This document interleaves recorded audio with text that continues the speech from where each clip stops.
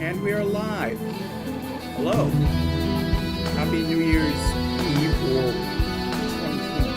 2022, or if you live in the right time zone, or if you're watching this on the stream.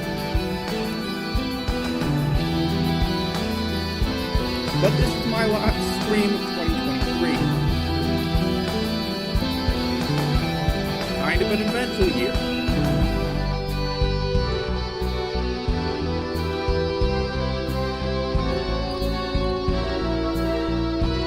Certainly my birthday for me, since I started streaming in this year. I also got further into the Twitch community, since I did watch re-uploads by Twitch streamers on YouTube. I didn't actually go out of my way to tune into streams on Twitch, but now I've actually found myself tuning in to see Snuffy and Sayu and a bunch of other VTubers. I've also been paying more attention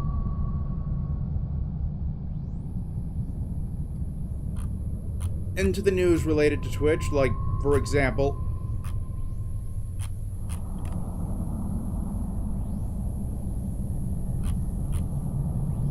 well, I probably wouldn't have paid much attention to the Twitch meta that caused a bunch of VTubers to get banned.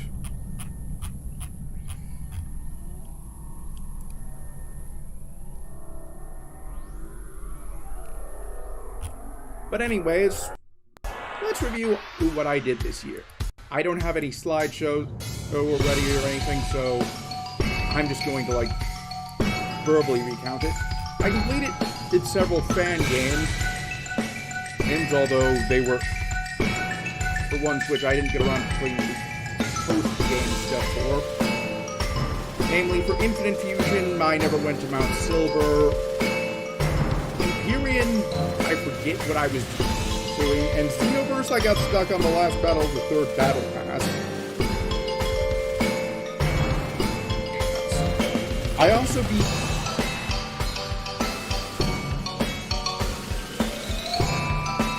all three Stalker games that are out, not count. Did a full playthrough of Starfield for the first time in quite a while. I have beaten it once or twice before, but still. Did attempt to get through Fear, but couldn't because, well,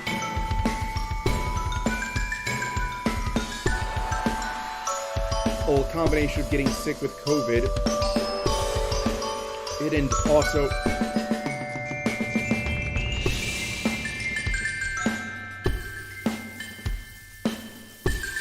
the game was not exactly the most responsive on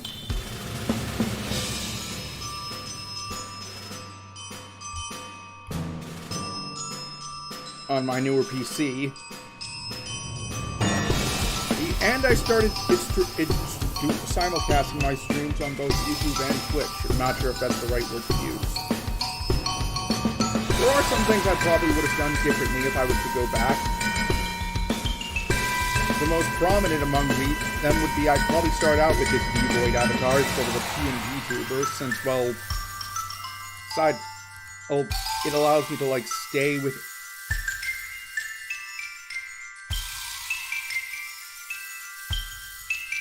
within the realm of the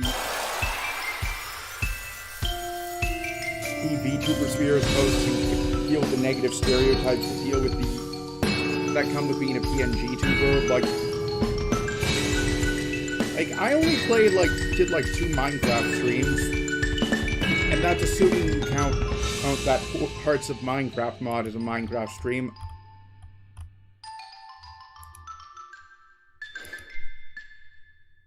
But anyways, that's beside the point. The point is that I do feel that I've gained quite a bit of valuable experience. And I honestly hope to use that experience to gain some momentum going into next year. In fact, I've actually planned out what I want to do for next year in terms of series for quite a bit of the year. First, I'm going to be tackling Tales of Symphonia. If you're curious why this one, I did a Twitter poll well, and the Tales franchise was the next one I was going to tackle. It could have also been Mass Effect or Metro. There was also a fourth one. Let me double check.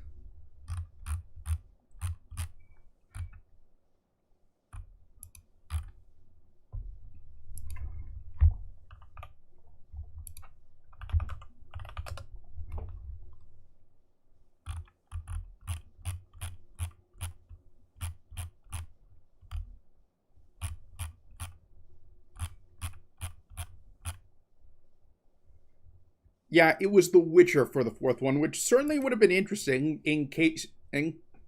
I have all the games you need for for all those series. The Tales one is the only one that's incomplete, but that's mainly because, well, there are so many that are console locked. I can't do any of, like, the PlayStation 3 exclusives or that Tales of Symphonia sequel.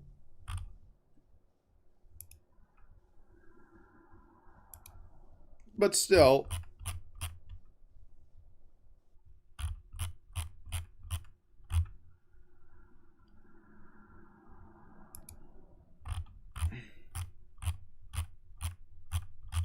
Oh, so first will come Tales of Symphonia. Then after that, I'm going to be doing something that I probably should have started a while back. I'm going to be doing a playthrough of Pokemon Scarlet. Now, you're probably wondering why I'm finally doing that after so long. Well, first of all, I actually originally planned on capturing a shiny Arceus in Brilliant Diamond. If you can't tell by the fact that I haven't played it, I haven't caught it yet. Or rather, the fact that I haven't started Pokemon Scarlet yet, I haven't caught it. That's relevant in a second. And I promised myself I would not start a new Pokemon game. Official game, mind you. Fan games were still fair game. Until I got my hands on the shiny Arceus. It's been over a year and I still haven't had it. Admittedly, part of the reason is I would get discouraged, quit the game, itched from failing to capture it, put the game down, wait a while, then come back. If I did it like at least 5 times a day, I probably would have gotten it. Hell, I might actually try going into it once it strikes midnight. Since maybe the time of day makes a difference. I don't think the shiny charm affects legendaries. I do know that it's not shiny locked in Brilliant Diamond, though. Since I've heard rumblings that the next Pokemon game is in fact going to be remakes of Black and White, which I wasn't particularly crazy on. Like, they are enjoyable games, but overall, I just felt Gen 4 was better than Gen 5. I've decided that I won't be too torn up if I miss out on Gen 5, so I revised my promise that no new remakes until I get shiny Arceus, which gives me more time. Plus, there was another reason. I figured I might as well wait for all the DLC. Basically, how it's going to work is I'll do a series of a Tails game, then of a non-Tails. Then I'll play a non-Tails game. First will be Tales of Symphonia, then Pokemon Scarlet, then Tales of Vesperia and Paper Mario the Thousand Year Door, then Tales of Zestiria, and then we'll be returning to The New Order Last Days of Europe for a particularly meme-worthy path.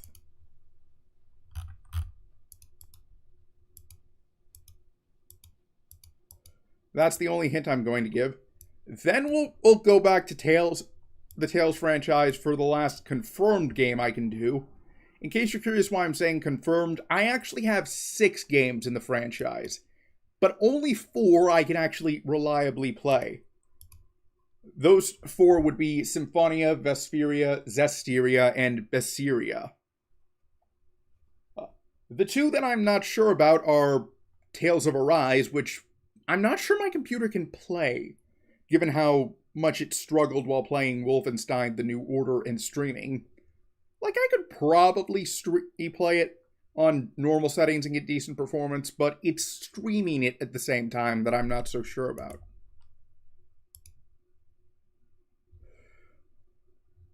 Oh, the other one is the 3DS version of Tales of the Abyss, and while my 3DS can actually get a good performance on that, I do have a 3DS XL, one of the newer ones, or rather one of the later models, I guess, since they're no longer making the 3DS. I do not know how to set up recording of it. I'd rather not just use like the webcam pointed at a screen method that Darkside Phil used to use, and I'm not sure if he still does use. Since, aside from the fact that I'd rather not get compared to DSP, if it's something that's possible to set up, I'd rather do it actually like stream it with a standard capture card. Alright, but I don't really see a lot of people stream 3DS games in general. Like, I've seen people stream games on like older consoles like PS2 and GameCube. But I haven't really seen anyone do any streams of like handheld systems, at least if they were on the handheld, at least on the handhelds they were released on. Like, I've seen people, like, there's probably people who streamed the Switch version of Rune Factory 4, even though that was originally a DS version. I mean, a DS game, a 3DS game to be specific.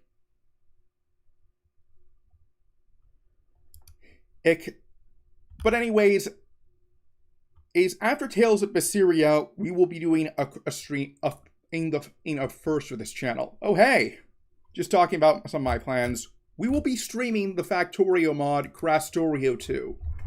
If you're not familiar with this, it's basically like an overhaul mod that's designed to be really simple.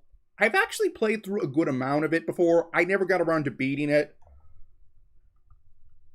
But long story short, I've been kind of like stuck on space exploration, so actually like forcing myself to play Factorio 2 for a series would probably be what would break me of my space exploration addiction.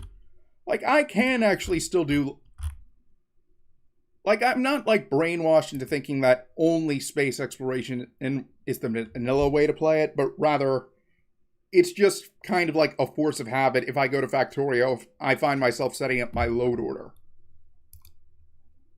In terms of stuff I would like to be able to do, but understand is unlikely, I have been like putting in applications for agencies, and I'm not going to name specific names, but I am waiting to hear back from one. But that being said, there is one that if I could join, like, let's say, snap my fingers, not only do I join, but I get to like have input on my character, I would join in a heartbeat. Would you care to guess what agency that is? It's not one of the big ones. In fact, they're a very recent one. That's the only hint I'll give you.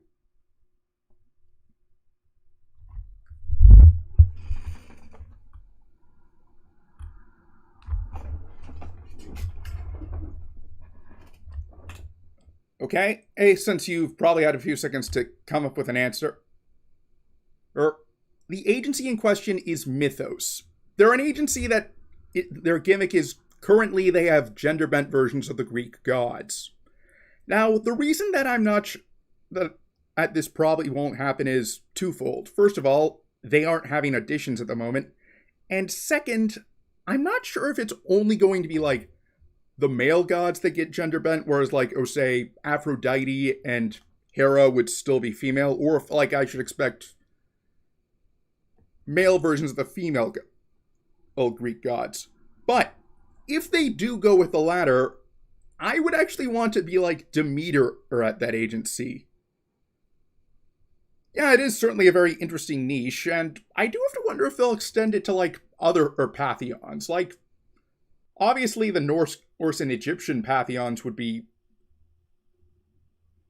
easy targets. It's for making into VTubers. Hell, Loki, they could probably actually go either way on, since, well, it's kind of his thing. In fact, they could probably do something similar to Uamoko, namely both. You have like two VTubers,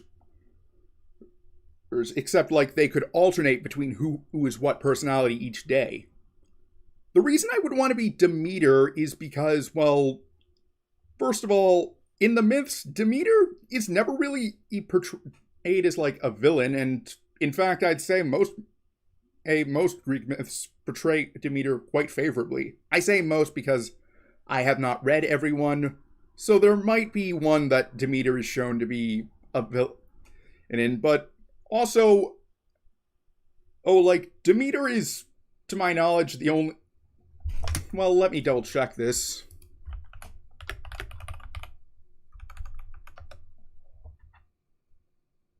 Oh, I was going to say Demeter is one of the few Greek gods that Zeus has never attempted to, like, sleep with, but then I remembered Persephone, and turns out that Persephone is, in fact, Zeus's daughter with Demeter. But still, like, I guess as being, like, Demeter would probably be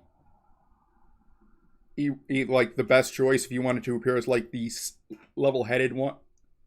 Unlike Athena can be quite vengeful. I mean, look at Arachne. He's myth.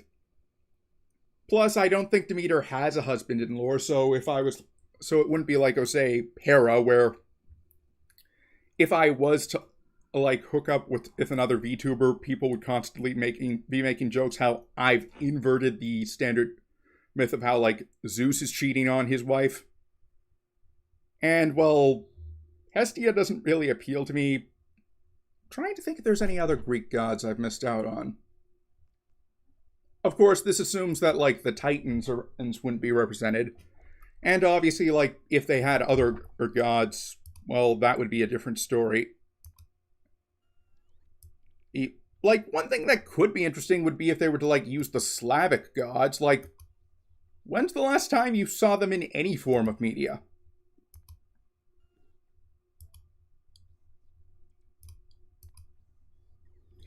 But yeah, do have a space exploration world set up, but I'm going to actually just load up a creative world. I'm starting to get really parched, so I will be right back. Then I'll load up creative world and just run some tests with some ideas and also discuss other plans for the future. So I will be right back.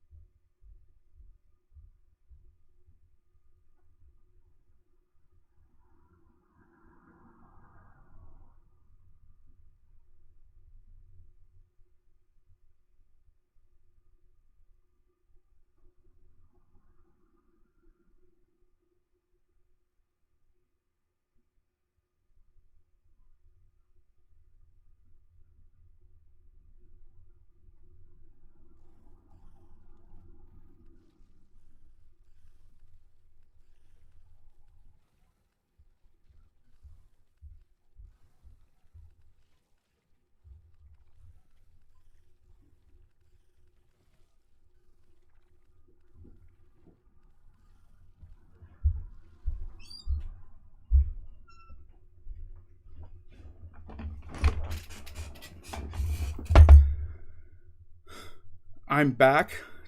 Okay, just let me get it set up.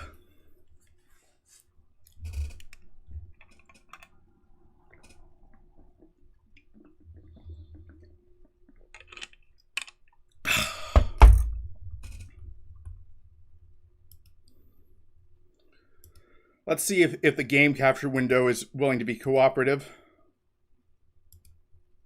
Window capture it is then.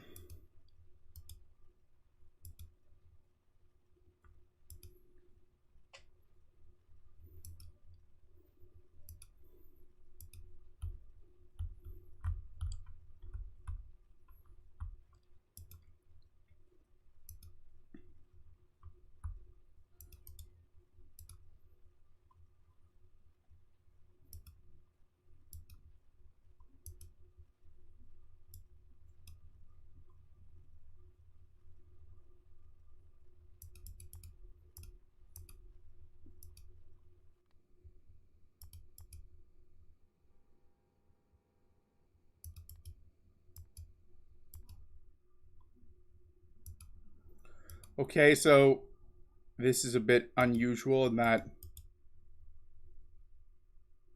it's showing my cursor, but not...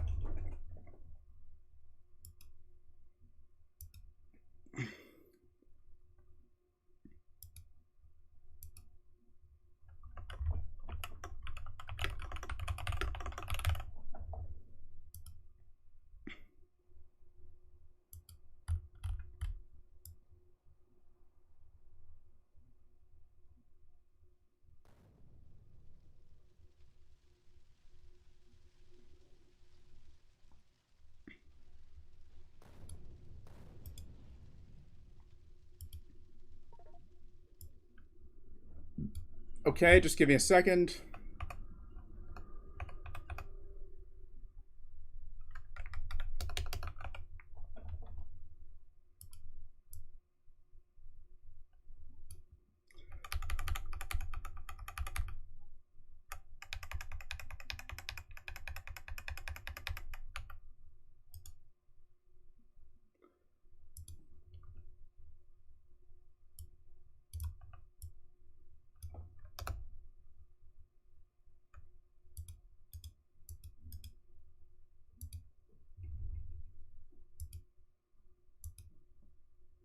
Oh, hey, just changing the capture method actually worked just fine.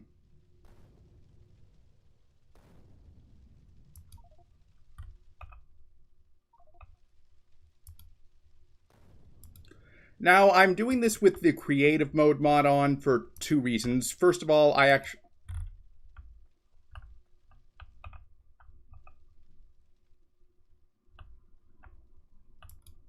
really want to, like, test some stuff out. And this actually does concern my future Factorio 2 playthrough. Specifically, there's this one mod called Realistic Fusion Power that I've wanted to use for a while.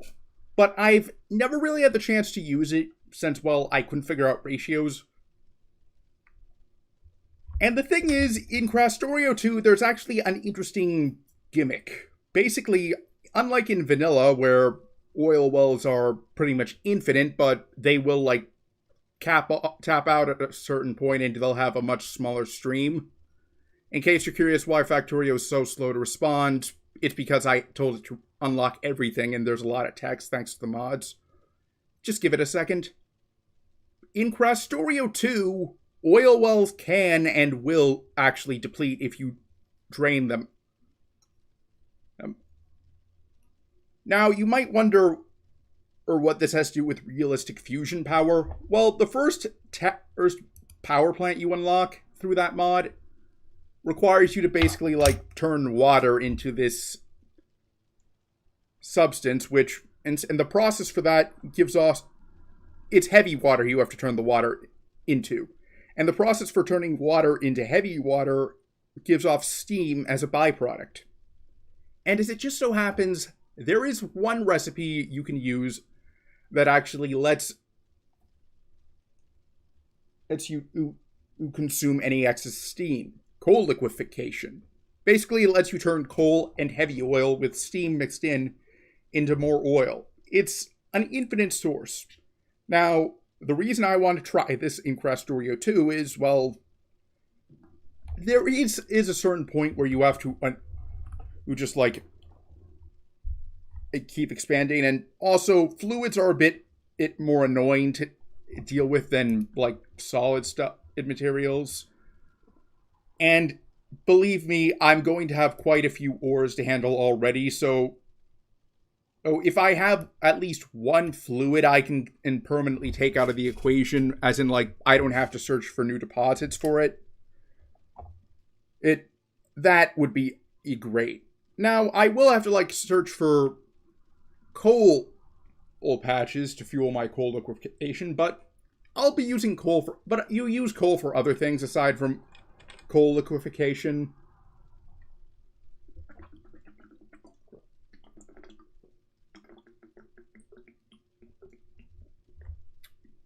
Starting to wonder if I should have just, like, I had the research... I should have just gone with instant research.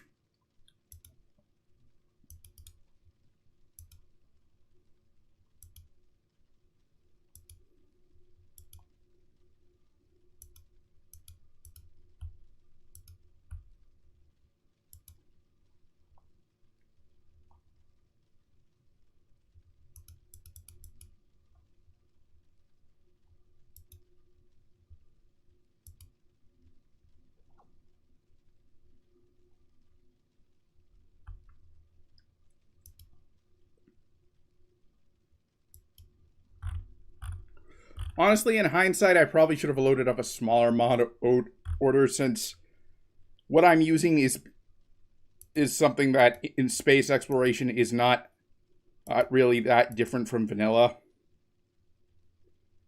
But hey, nothing I can really do now except wait. I mean, I guess I could, like,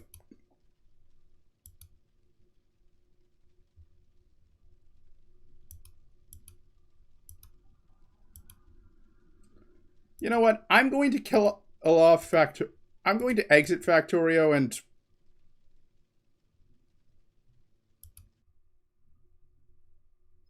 restart it, and then we'll see how things go.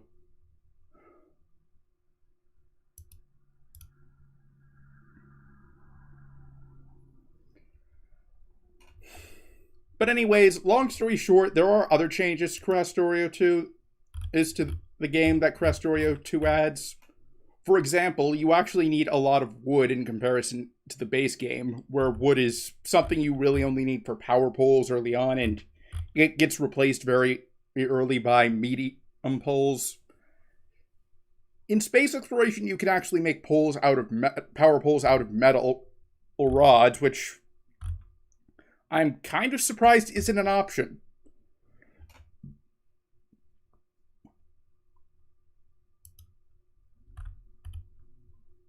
And in the base game, I mean, it would certainly make doing a world with little to no trees more appealing for someone like me, since, well, as I was to mod the game to make it so that I could make the medium electric poles accessible as soon as I got my hands on steel,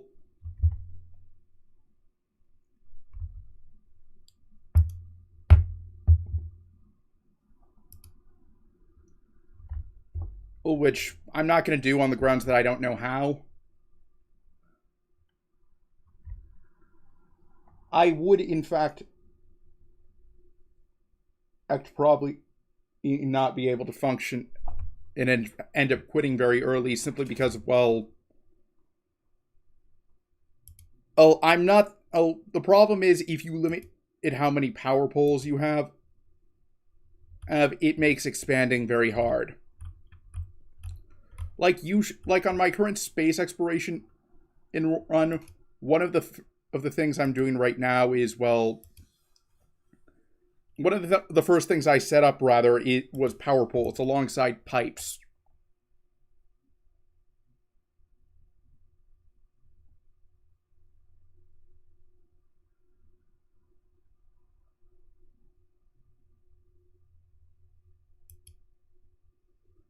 So anyways, I mentioned how there was one thing that I hadn't mentioned on stream at all that I was going to talk about, and if you don't, and I'm starting to have second thoughts because I realized that, well, if you want, I won't keep you in suspense. It's the completionist and his charity fraud drama.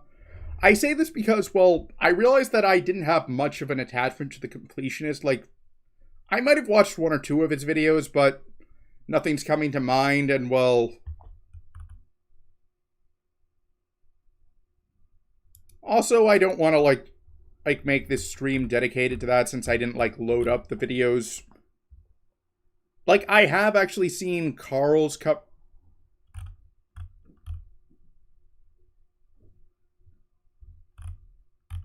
I have seen coverage of Gerard's apology, rather, which was questionable. It's not the worst of this year. I mean, even if you took James Somerton's apology out of the mix, which I can't show you since he took it down, and I don't have a re-upload or a download of it handy,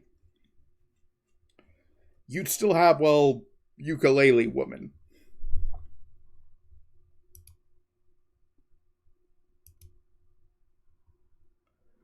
And to contend with.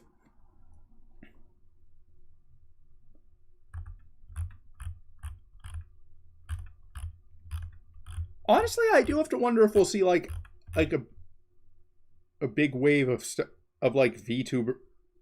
I honestly wonder what like the first bad VTuber apology will be. In fact, I'm gonna see if there's any ones right now.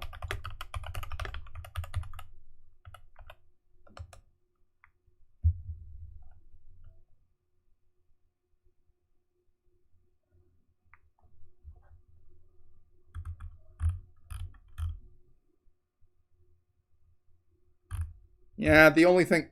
Yeah, there isn't really, like, anyone that's gotten any discussions aside from...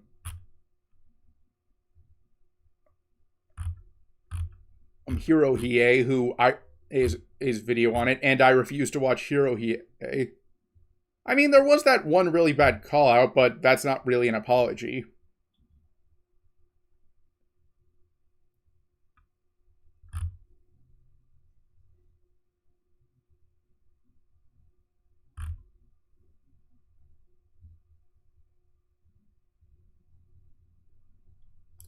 Even, like, there isn't, like, anything that's gotten, like, a ton of people talking, so...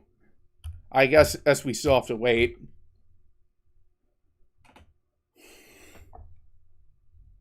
I mean, I could hype it. I mean, there's probably, like, someone who's just, like, done on something where they had to apologize and issued a short statement, but there's no, like, things as bad. That is, like, Colleen Ballinger or Sienna May. Ooh, I could react to that.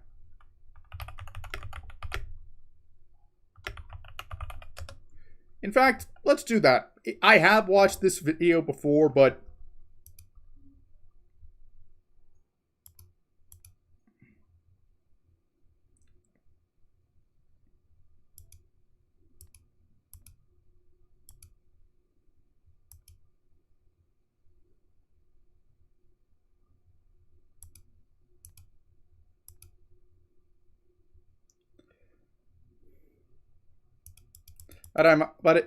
J. Aubrey stuff is really good in general.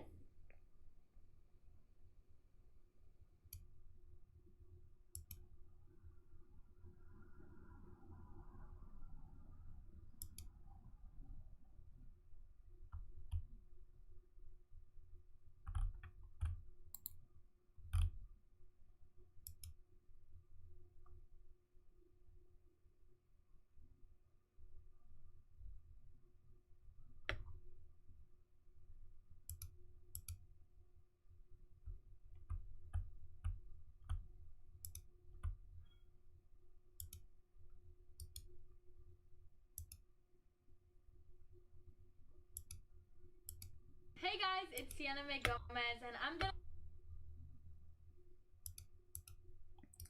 It's been a while since I've actually...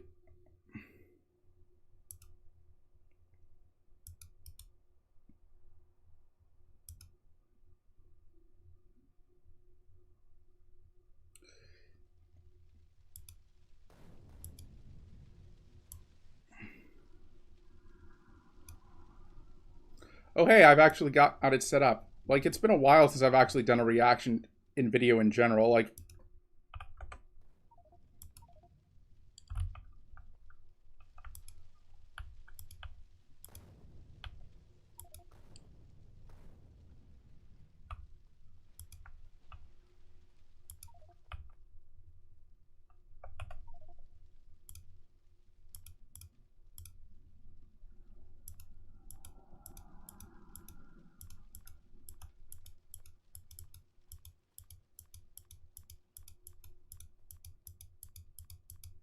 In case you're curious what this is the improved research queue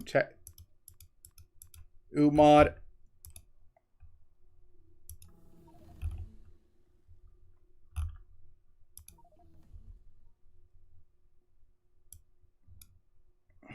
I guess in the meantime I could like just start like reacting to the video while I finish doing reaction. While I finish like researching stuff. I'm gonna be telling you what goes on behind my most viral TikToks. This situation is absolutely insane, with accusations flying from both sides. I wanted to share what I went through. All I can say is that I was in love with him. These are the facts, and I'm a witness. And why is all of your evidence posted and quickly deleted? His friends are painting him as the victim, and he is the victim, but not of me.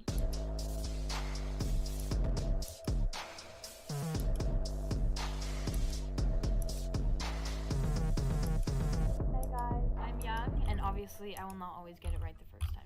Who doesn't love a good YouTube apology? I'm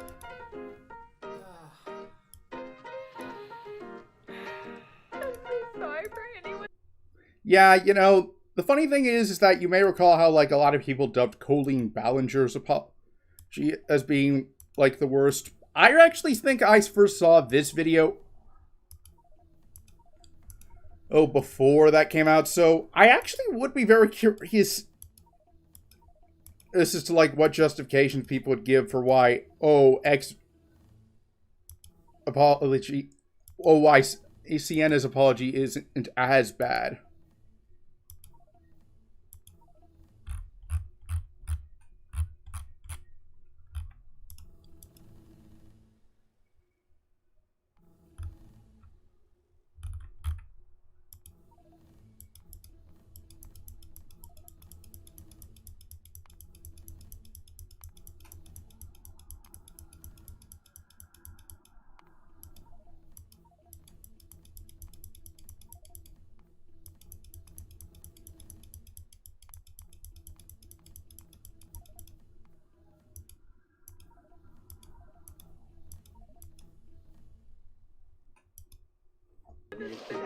Continuous lapse in my judgment. I'm not the first to. You know, I actually don't recognize some of the influencers here. Like, I like to think that I do keep track of what happens on YouTube, but I guess this just go to show that I do have blind spots, and honestly, that's not a terrible thing. Like, it does prove that I'm not obsessed with the site, so there's that. Say, influencer apologies have become their own genre over the past couple years. I mean, how many multi-millionaires have we seen cry on camera at this point? It's hard to overlook the irony of David Dobrik turning off comments on a video titled Let's Talk. While some apologies may lead to an accidental admission of guilt, others don't even contain the... Yeah, there are times where, like, I can actually accept a person's apology, or if they rebut things properly, like what Kuwait did, I actually will believe them. But in the case of, like, say, Fraser K, who was exposed as basically scamming his fans... Excuse me a second.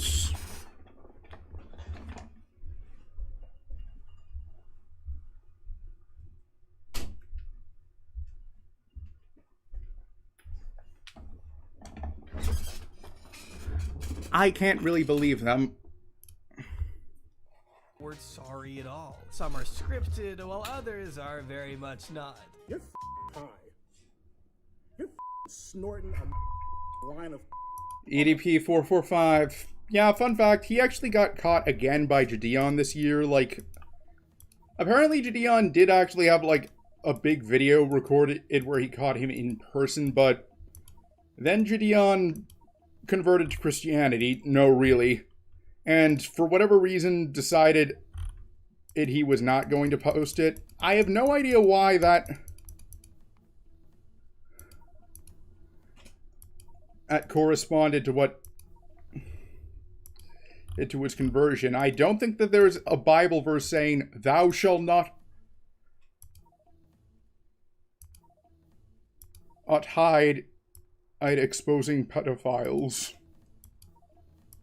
I was like, I'm pretty sure that the Bible would be perfectly fine with this sort of thing. Then again, Jadeon is kind of a troll, so it could be that he's just doing this to, like find a new group of people to troll, since he's pretty big, like...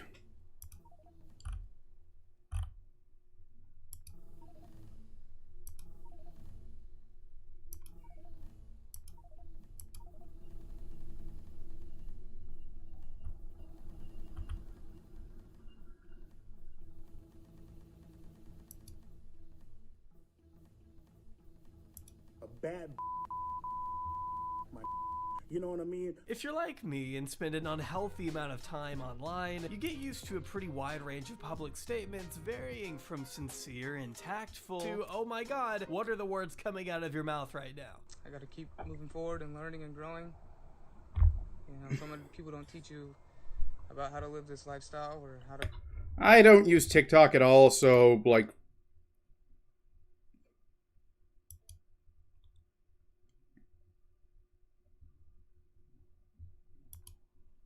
Well, the game crashed on me, so I guess... as I'm ditching that mod.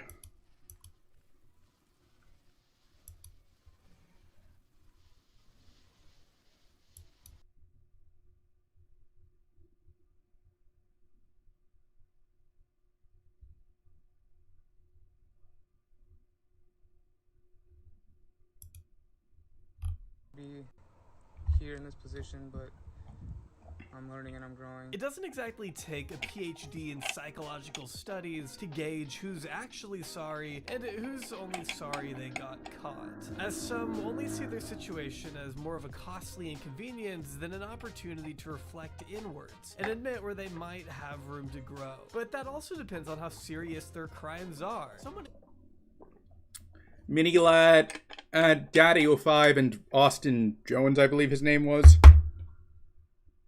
As I know these people since I've seen other videos on them before.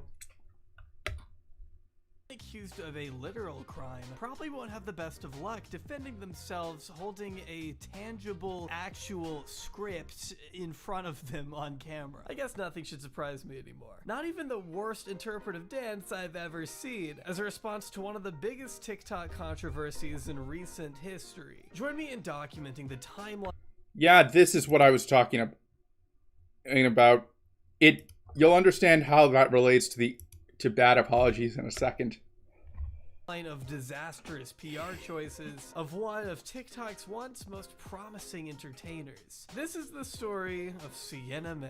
I know that this is why God and the universe have given me this platform. I preach self-love, but that takes time and patience. Now, more than ever, I feel proud of the person that I am. The one thing you should never apologize for is securing your internet. Thank you, Jay Aubrey, for putting time codes. Again, I don't mind sponsors. It's just if I'm gonna skip something, and it'll be that. Unless it's like a really creative one. No, yeah. Yeah. Or like, I have a part in the video, I guess. I am the new face of Maybelline. You're huge, that's fine. You can come. That's not cocky, it's a fact. The new face of Maybelline, that's no joke. Sienna May Gomez is an 18-year-old influencer with over 20 million followers spanning across her YouTube channel, Instagram, and TikTok, where she once ranked among the top 100 biggest creators on the app. In just under 8 months, Sienna built one of the largest followings on TikTok, signed with a Hollywood talent agent. You know, I do have to wonder if there's like any stars who are like huge on TikTok but have like no presence whatsoever on like any other site. And I don't just mean like they don't have accounts, like I mean they have accounts but no one knows who they are. Probably quite a few, but like I usually see some correlation between people who have like big accounts on like Twitch and the size of their YouTube channels. Like Snuffy, he has like close to 500,000 followers and she does have a 6-digit subscriber count on YouTube. Maybe I'll look into that sometime. Secured brand deals with a myriad of major companies, and was even set to star in a Netflix documentary focused on her friend group until a flood of serious allegations from fellow TikTok star and her once best friend. Born on January 16th, 2004 in Laguna Niguel, California, Sienna was raised by two parents who now each have followings of their own. Sienna hasn't been shy to include all of her family members in online activities, always making an effort. You know, I don't think either of my parents would have any interest in like joining in, and like I could maybe see my brother if like I started featuring him prominently, but I don't think my mom or dad are gonna like start following in my footsteps, and that's probably for the best. So to shine a light on her personal life in front of millions of dedicated followers. This openness is exactly what made Sienna famous to begin with. Her first viral video emphasizing body positivity, a theme Sienna would routinely showcase after blowing up in August of 2020, her videos surrounding conversations on unrealistic beauty standards for women, being endorsed by Lizzo, and propelling herself into the 7-figure follower range in no more than just a few weeks. I gained 1 million views like every 3 days. It was just going so fast. From the span of August to maybe October, December, I was gaining 1 million followers every week to 2 weeks, landing a place alongside Charli D'Amelio and Addison Rae at the Hype House not too long after. At just 16 years old, Sienna had embedded herself in the fast-paced, highly glamorized celebrity culture many girls her age could only dream of, and it all happened really overnight. Posting close to 4 times a day on her 2 TikTok accounts and interacting with fans regularly in an attempt to grow grow her empire far beyond the limits of TikTok. It wasn't long before she began posting content with another influencer extremely instrumental to this story by the name of Jack Wright. Born on March 29th, 2003, he and his twin James grew up with Sienna, going to high school together. You know, fun fact I actually found out about twins. You can have identical twins of the same sex, but you cannot have identical twins of the opposite sex. Like, it's like it's biologically impossible for identical twins to be a boy and a girl. It's actually why the movie Jack and Jill could not happen. Admittedly, that's probably for the best, since that was a terrible movie from what I heard, but still, just a fun fact. So, hey, if you just want to say you learned something today, there you go. Gave you an answer. And hanging out in the same friend group long before TikTok fame ever came about. In fact, it seems Sienna was actually closer with James, up until Jack accompanied her to an interview in October 2020. After getting along so well and becoming more close, the two began appearing side by side more frequently on TikTok. And as you can imagine, it didn't take long for young fans of the two to speculate on the true nature of their relationship. Three things I love about Josh: his smile, his optimism, and his way of being kind to me, no matter if I mean to him or not. How was your first kiss like? Our first kiss? We haven't had it yet. You haven't had it yet? You haven't had first kiss yet? No. The vlog say something else. So you gotta get it right now. What? Three, two, one.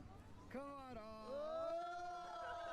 Not unlike YouTube and Twitch, TikTok fosters a climate of celebrity idolization, where fans are constantly fixating on the personal lives of their favorite influencers. Take someone like Charli D'Amelio and Lil Huddy, for example. Their relationship has always been made a focal point by those that follow them and the media alike, which is hardly a new concept. Publicizing the personal details of your life. You know, let's see if it wants to cooperate. If Factorio wants to cooperate this time. You know, I actually have like spoken with a few like people on Twitter, other VTubers, and I've gotten along with them. But I don't really think that there's like anyone who like people would like pair me up per se. And honestly, I am kind of glad, since at the very least, if I was to start a relationship with someone IRL, like I wouldn't have to deal with like rabid shippers or anything. Something I never really thought of until I actually started making content that people would want to like, that would be consumed by a larger audience than like, at least in comparison to when I used to admin a Facebook page. Life will naturally lead to more scrutiny by those who have nothing better to do, i.e. people like me. So it's important to be mindful when deciding what to blast online, as you can only expect it to be picked apart and analyzed by anyone on the outside looking in. All we can do is work with whatever you choose to publicize, which ties into Sienna's relationship with Jack. Fans would get used to seeing the two vlogging, dancing together, overall just being friendly. I hate talking about this, but it's important groundwork for the rest. Yeah, like, I think that as a general rule of thumb, the more you collaborate with a person, the harder it is going to be to, like,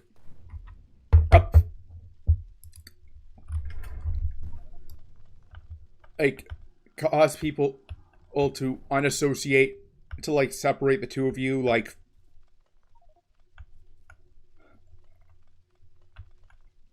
there is an obvious exception in like if it's like with a group of other people. Like, for example, I bet that if like they had like two other friends in their videos that appeared together, there might have been a different perception, since like I don't think polyamory is that common. And obviously, like, if it's just, like, professional, like, casual talking, like, friendly but not too friendly, it's not going to be, like, friendly but not too friendly, you're not really going to have to worry about shippers. I guess it really depends on, like, there's also if, like, one person turns out to not swing that way, if you get what I'm saying. rest of the story. Basically, for months, fans were led to believe these two were a couple, despite neither of them ever confirming nor denying their audience's suspicions. Are you guys dating? I do have to wonder if like, they intentionally did that, or like, they figured, hey, this will be a good way to draw attention to both of us. And it was a case of Sienna becoming the mask, or if, like, it was something unintentional. Anyways, let me get up the item that I was referring to earlier. Electric boilers.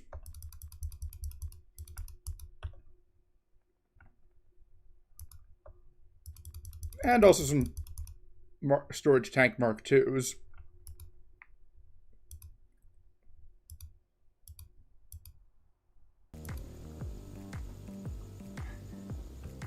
They would very openly show PDA, but never outright clarified whether they were Feels odd dating, that there was censorship there. Public #couples goals relationship without that relationship actually needing to exist, as it was later revealed to be a clever front. It got to where so many people believed they were together, it became a huge part of their brand. But that also...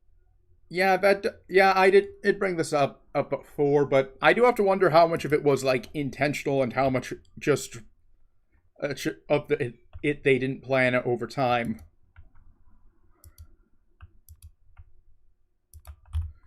Or rather, how much of it was intentional from the start and how much of it was, like, beyond their control. If you get what I'm saying.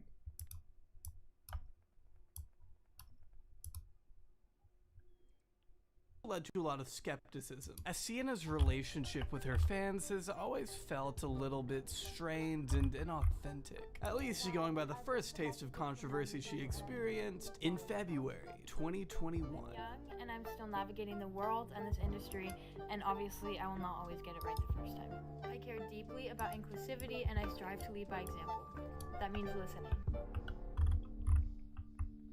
Sienna had amassed over 15 million followers when she decided to launch her own merch by the name of Confidence is Cute, a body-positive clothing line offering an assortment of tees, sweatpants, hoodies, and beanies with phrases like, everybody is beautiful, stop looking at my rolls, graphic design is my passion. I'm sorry, I'll be nice. Definitely a good message, just not the best design in my opinion. Though they were pretty well received by her audience, up until a new selection dropped, sporting the caption, "Did you eat today?" which was mocked across Twitter and TikTok for...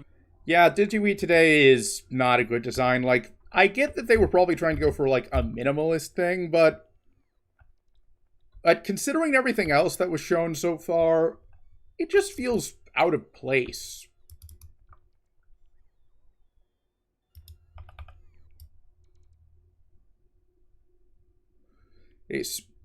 And, well, there's other reasons that'll be brought up in a second. Making light of those with eating disorders and food sensitivities. It didn't take long for Sienna to respond on Instagram, where she doubled down on the design, writing it was not meant to make fun of / glorify EDs / be harmful or ironic in any way. The question is hoping to encourage / check in with people if they actually ate. Not liking this design is different than misrepresenting the meaning behind it, as she continued. Of course, since no retraction of the merch had been made, people weren't having it, and as the situation began being picked up by the appropriate news and drama outlets, Sienna finally removed the product and issued a public apology. With that said, I have heard you and I have removed the merch. I will still be donating all of the proceeds of this line to Teen Line, which is a place that many teens can reach out for help. I care about you and thank you for speaking up. Be nice to someone today. We're all struggling with something. Now, I'm not here to question Sienna's true intentions behind an ill-advised merch drop from a year ago. I don't think it would have been beneficial to Sienna's bottom line to ironically poke fun at eating disorders after building a platform on body positivity and acceptance. To me, what stands out the most in light of her recent allegations is the way in which she responded to the backlash. After a failed attempt to double down in the face of her critics, Sienna capitulated with a strongly scripted apology, possibly written by a team, with a heavy emphasis on her age and inexperience. Like, come on, you did not write that. Sienna attributes this mistake to her youngness, which might be fair in this one. You know, I do have to wonder, or like, what exactly does one need to do to, like, get into that field? Because I've heard a lot of people mention in how, like, professionals will write apologies like that, but I've never actually heard about anyone actually having a job like that, where you write apologies professionally. Then again, I don't really look out for that sort of thing, so who knows? Maybe it's more common than you'd think.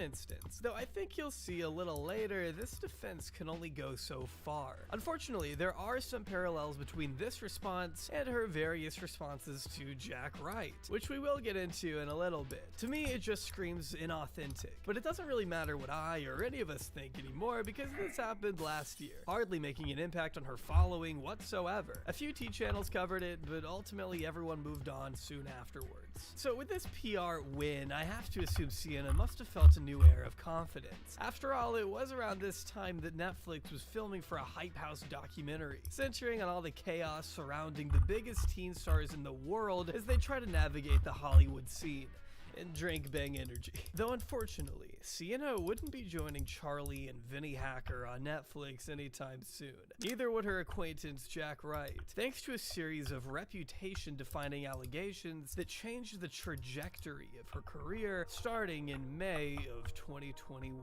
A post from a friend of Jack Wright. Oh hey, iNapper. I'm a fan of his.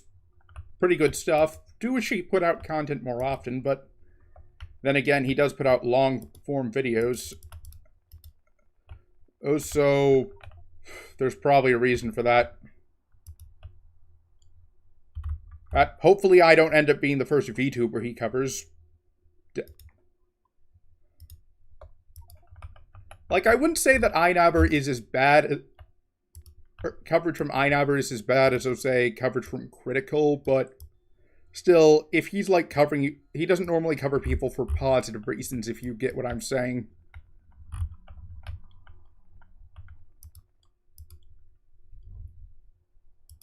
Came out about Sienna May, and it involved a large amount of serious allegations. On the 31st, Mason Rizzo, a friend of Jack's since kindergarten, published the following statement to Twitter, reading, "I struggle with seeing a girl praised after telling my best friend to kill himself and assaulting him numerous times after he set boundaries and then repeatedly wonder why he doesn't like you back. She also has a history of verbally abusing people in high school and in LA. She prioritizes the growth of her platform rather than the positive message she represents herself as. Followers should not be an excuse to get away with abusive behavior. You guys all deserve to know the truth about her." Now, this may not have gotten so much attention so fast had it not been retweeted by Jack's twin brother, adding, "This is why I couldn't just let it go and stay out of it," before retweeting another girl alleging Sienna was also known to body shame, despite the positive, uplifting stance she had taken online. This was...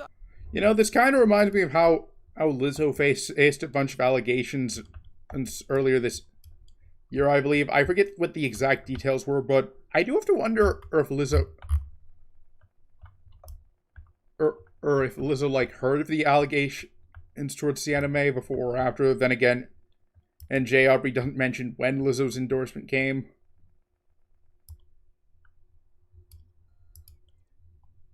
Obviously incredibly noteworthy for anyone on the outside, as these claims were being backed up by Jack's own brother, who belonged to the same social circle as Sienna for the past several years. These posts sparked a fire of online speculation, of which Sienna fanned the flames with her own response to the allegations immediately after they were made, taking to Instagram by writing, "Friends fight and relationships sometimes change, but allegations of a criminal act are not to be thrown around loosely. Making an untrue assault claim is never okay. I'm beyond saddened by this situation. In order for us all to move forward, I will be taking this off." I actually do agree that false essay allegations are not cool, but there's a difference. Well, but I feel that if you're going to say that in response to one that hasn't been disproven, it doesn't exactly give people the best. It doesn't give people a reason to be confident in that you're innocent, is what I'm saying. Moral of the story in regards to Factorio: do not use improved research queue on creative worlds.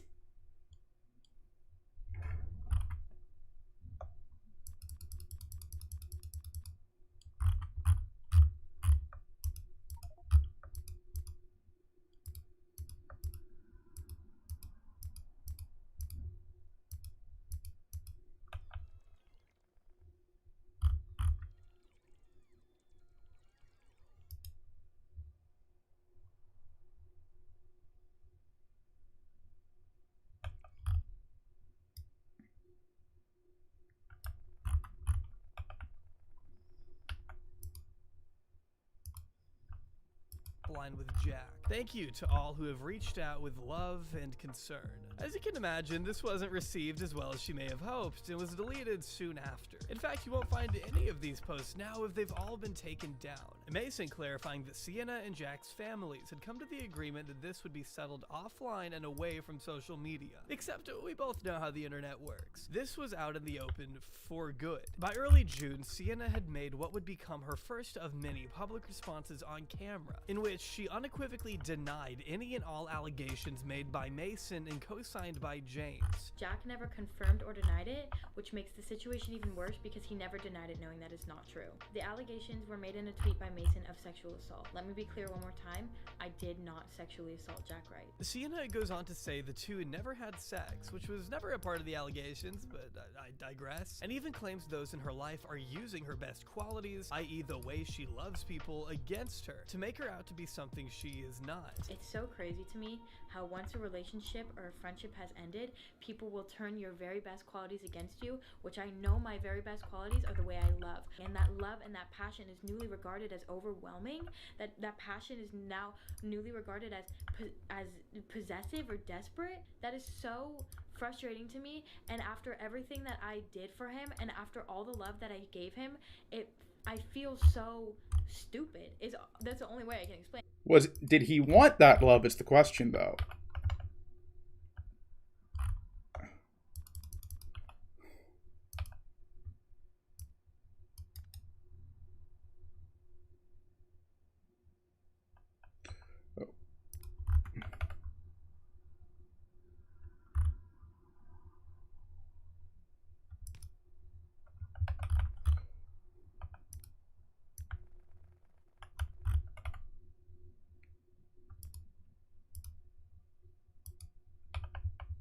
I just feel stupid. It's important to note that most of what she says here is completely unrelated from what Mason had alleged in his initial statement, instead using this opportunity as a way to clarify their relationship off camera, and even paint Jack to be a manipulator, as she claims. It was real online, and then it was sometimes real offline, and sometimes it wasn't, which was so misleading, and honestly just such a mental mind for me. During the latter half of the video, Sienna makes the shockingly bold assertion that although she did not abuse Jack, someone else did. I'm so disappointed in you and the people around you because they are letting you misplace your trauma onto me, and I'm so sorry that this happened to you. It's not my place to speak your story, and I will not discuss this any further, but it's not your place to allow false allegations to be spread about me when we both know that I was not the one who did this to you. I was there for you through the aftermath and all those depressive nights and the nights that you had no motivation, and I would go and I would clean your room and I would get you food and I would be there for you as a good friend because I cared about you so much. I'm so sorry that this happened to you,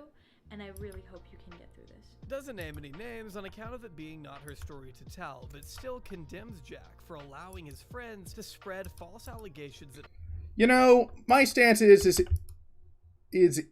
well, you know, on one hand, I do get where she's coming from, since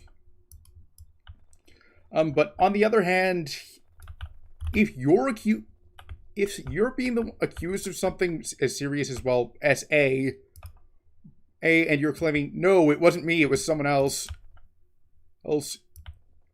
I see no reason not to name names in that particular case. Like, unless it's something where, like, I don't know,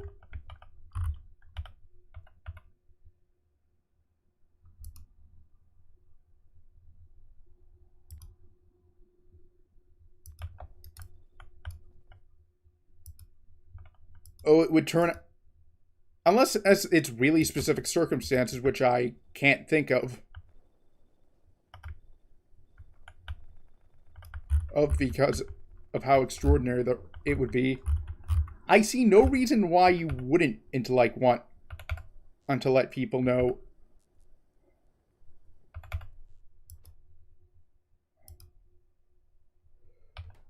Oh, hey, it's not me.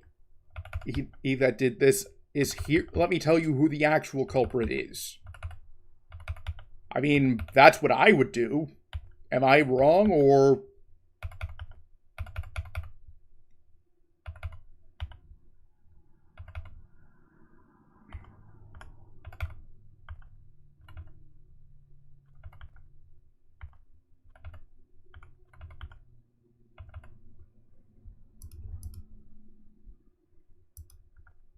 her expense, before finally strikingly challenging Mason or anyone else to post the evidence of her abusing Jack, since she was so sure it didn't exist. And well, that's the part that really didn't age the best. Whatever evidence you think you have, either post it or send it to me and I'll post it, because you have nothing.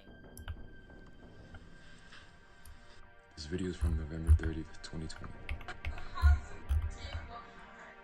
On June 3rd of 2021, this short video taken in November was posted by another friend of Jack's, seemingly depicting Sienna straddling an unconscious Jack Wright, groping him and kissing him on the lips while looking passed out. The guy next to him who posted the video got up after feeling uncomfortable, but went back to pull Sienna off once he realized what was happening, posting this alongside the clip in an effort to further support the claim that Jack was in fact asleep, or at the very least incapable of consent during that time. Being definitive proof of assault in the eyes of some, this video remains a heavy point of contention today. Sienna has since made the claim many times over that he was not unconscious and completely consenting as it happened, as she outlined in yet another statement not long after. Again, and it would have been a lot stronger on Sienna's part if she'd actually given an account of what if she'd actually said, hey, if that's not what happened, let me tell you what actually did. It happened. And I feel that if one of Jack's friends was going to try and throw you, if I was in this situation, except I didn't do it, obviously, I would say, okay, you know what? If they're gonna try and throw me under the bus, I'm gonna return the favor.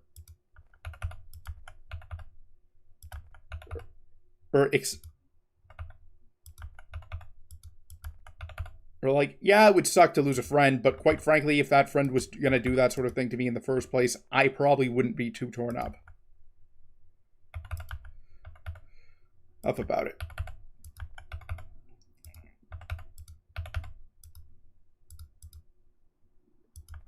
Something Jack himself would go on to dispute. The Hawaii incident happened where I was passed out unconscious almost the whole night. She got on top of me, took advantage of me, groped me. I'm so glad they pulled her off of me, and honestly I'm glad that they have evidence. After Sienna found out about the video, she said sorry. She said if this got out, she would be done. That is horrible, and she's working on boundaries. Jack was a victim of sexual assault, but not by me. And I am a victim of continual attempts to cancel me and slander my name with false claims. It will not work. I'm here to clear things up and provide all sides of the story because I have been labeled as a sexual assaulter. Right out of the gate, Sienna's demeanor is stronger and more aggressive than before. She comes off less concerned for her friend who she just previously said was sexually abused, and more frustrated with how the situation has affected her, reiterating a desire to take things offline. I have tried multiple times to take this offline, and I am continually undermined by Jack and his inner circle. Jack has not spoken on the situation, and his friends keep dropping cryptic and non-specific information. Using Jack's... I mean, I can think of reasons why Jack wouldn't want to speak. It was a traumatic experience for him. Also, considering that you've done nothing to actually disprove the... Also, considering Sienna didn't really do anything that explicitly disproved the allegations, she didn't, have a friend of hers say, hey, that's not what happened.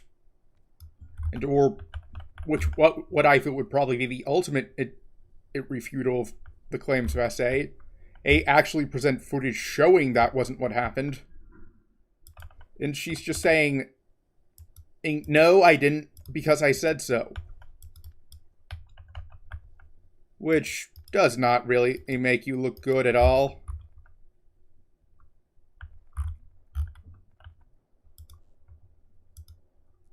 Silence as a means to absolve her of the allegations made by his friends, and outright accusing those closest to Jack, including his own twin, of twisting the narrative against her, using air quotes when referencing the video in question. The initial tweets, as well as the video that I am talking about right now, have been taken down. She then goes on to dig up older clips of them being very touchy-feely with each other in the past, as if these would have anything to do with the allegations. Yeah, the problem with those is that, well, it would be one thing if they were, stuff that was, not shown to the public. Let's say that, there was a documentary there was like an amateur documentary, or just like they decided to do a vlog that they never released, instead had shown that would be one thing. But there's a difference between in what a person on camera and a person in off camera. Like, I'm just saying, I probably wouldn't expect someone who plays a serial killer on camera to actually kill someone, simply because of how absurd that premise would be.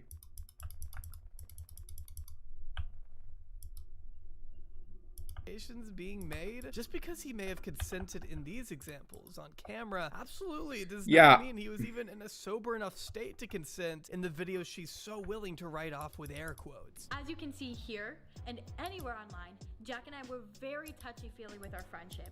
This is the way that we interacted with each other, and it is in any video you go watch of us.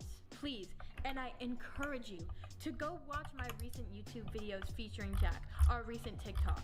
You will see that this behavior was normal. Online, we touched each other, kissed each other, we were playful. Jack kissed me and I kissed him. Within the boundaries of our relationship, this was normal. Definitely not doing much to sway people in her favor. But let's look at the video itself. Whatever their relationship was at the time, obviously this was not right. So I went back and took Sienna off of Jack. Not to mention, when I got closer, I noticed her right hand inappropriately touching his crotch. She was shocked that I pulled her off, and she kept trying to justify what she had just done. I talked to James and Jack the next day about the situation that happened that night, and James said that happens all the time. The way that Jack's friend narrated this video, I admit, looks so weird and looks just like real. But like my last video, where I showed comments that were resurfacing and then provided a backstory, not everything is how you see on social media. Sienna attempts to defend herself by first going after the video's presentation, claiming it was edited maliciously to make it seem more nefarious than what it really was. The clip of me kissing Jack, he is also kissing me. I was looking at him face to face. He was kissing me back. Lachlan claims that he was unconscious. If he was unconscious, why did his arm move when you got up? And also, why was he kissing me back? She asserts that he was fully awake and kissing her back, pointing to the way Jack's arm moves when his friend gets up from the couch. Now, maybe Sienna isn't sure how gravity works, but I think it's pretty clear to me, at least, which I have to say so I don't get sued, that his arm only moved because the guy stood up and disrupted the way he was positioned. He doesn't move beyond that. Yes, it's a short clip. There's not a whole lot to go off, as Sienna is eager to point out for herself. You claim in your video that you hear kissing noises. I started hearing kissing noises and I peeked over my shoulder and it was exactly that. We were kissing. Lachlan also claims that my hand is on Jack's crotch. While it is not, my hand is very visibly on Jack's thigh, upper thigh. Okay, one, it is not very visible at all. I'm not showing the clip uncensored because it makes me uncomfortable, but her hand is behind her leg, so it's kind of hard to tell whether it's on his crotch or his thigh. But regardless, touching him while he's unconscious is still bad. And two, you can still make kissing noises even if the other person isn't actively kissing you back. It's clear Sienna doesn't have the strongest defense team if her rebuttal is, well, this. If Jack was being sexually assaulted in this moment, James, why did you record it? James, you are Jack's twin brother. I can think of reasons why not. I know that if my brother saw me being taken advantage of, he would pick up the person on top of me and beat them to shit, not film it. But I mean, that would be a horrible look. They're trying to incriminate you, not themselves. To me, Jack's twin James took this video for his brother's own good. She then goes on to rapid fire a bunch of points that, again, really don't matter as far as what she's being accused of. This was also in November, when we had first just started to kind of ease our way into relationship, not relationship, defined, and you were introducing me as your girl. Having your friend take a 10-second clip out of context of this entire night is not sexual assault. She's confused why this is even an issue at all, since James and Jack had never brought it up to her privately. This would not age the finest either, in the wake of Jack's formal statement published to his YouTube channel about half a year later, where he argues he had brought this kind of behavior up with her multiple times. First of all, if they were so uncomfortable, why didn't they say anything to me? The next morning, where she was like, "I'm so sorry for doing that. That was, I don't know what went through my head." I had to clarify again that I didn't like her that way. We're just friends. She said sorry. That was it. After that, these type of things kept happening. This is also a TikTok that was made December 1st, not even 24 hours after the said sexual assault. Good morning. I just want to say that Do you think Jack would have made this video with me if he felt uncomfortable from the night before? The entire goal of this second statement is to make herself out to be the victim of Jack's friends intentionally manipulating the situation against her. But for what reason? As far as I'm concerned, no one really had anything to gain from this being public. These are the biggest influencers on TikTok, all with promising careers ahead. Making up false allegations to smear one of the most popular members in their group would not be doing themselves any favors unless this is real. Sienna issued cease and desist letters regardless, though. It went on to take a month.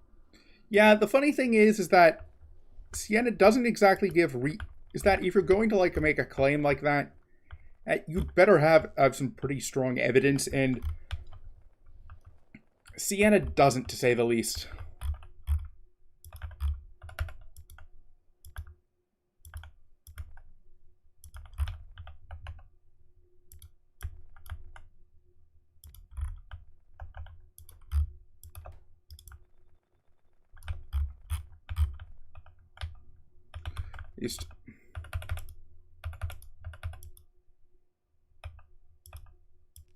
I'm just going to set up pipes for this, then I'll get back to the video.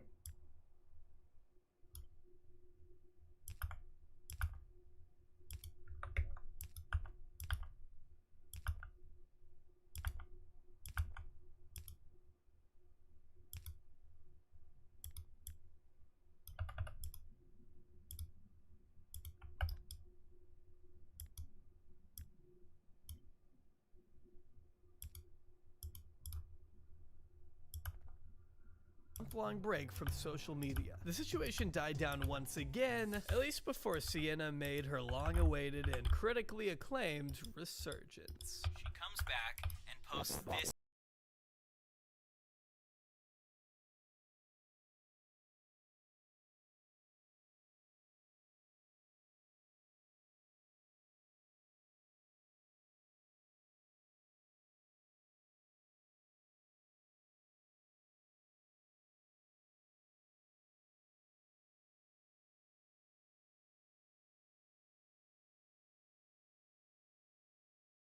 Writing this part of the video so many times, and you know, I have seen this video before, or as I mentioned, and I've tried to think of what might have what Sienna might have thought would be either response on like a best case, worst case scenario. The only thing I can think of is maybe she hoped that how absurd this would be, with that people would just be too shocked to like comment on it, and as a result people would forget about it. But the problem is that you can't really do that with an apology, like especially if it's something as like bad as well SA.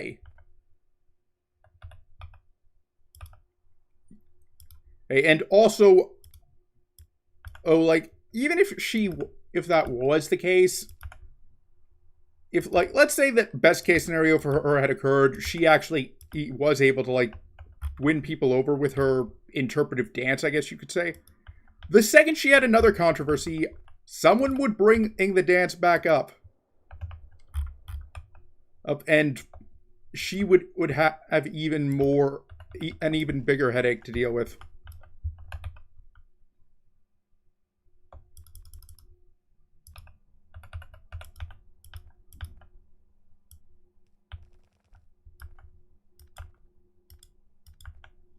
Like, seriously, Sienna Mae's actions seem like they'd be something It's Always Sunny in Philadelphia would do as a gimmick. And yes, I am aware of that Frank Reynolds bit that ended up predicting Colleen Ballinger's response.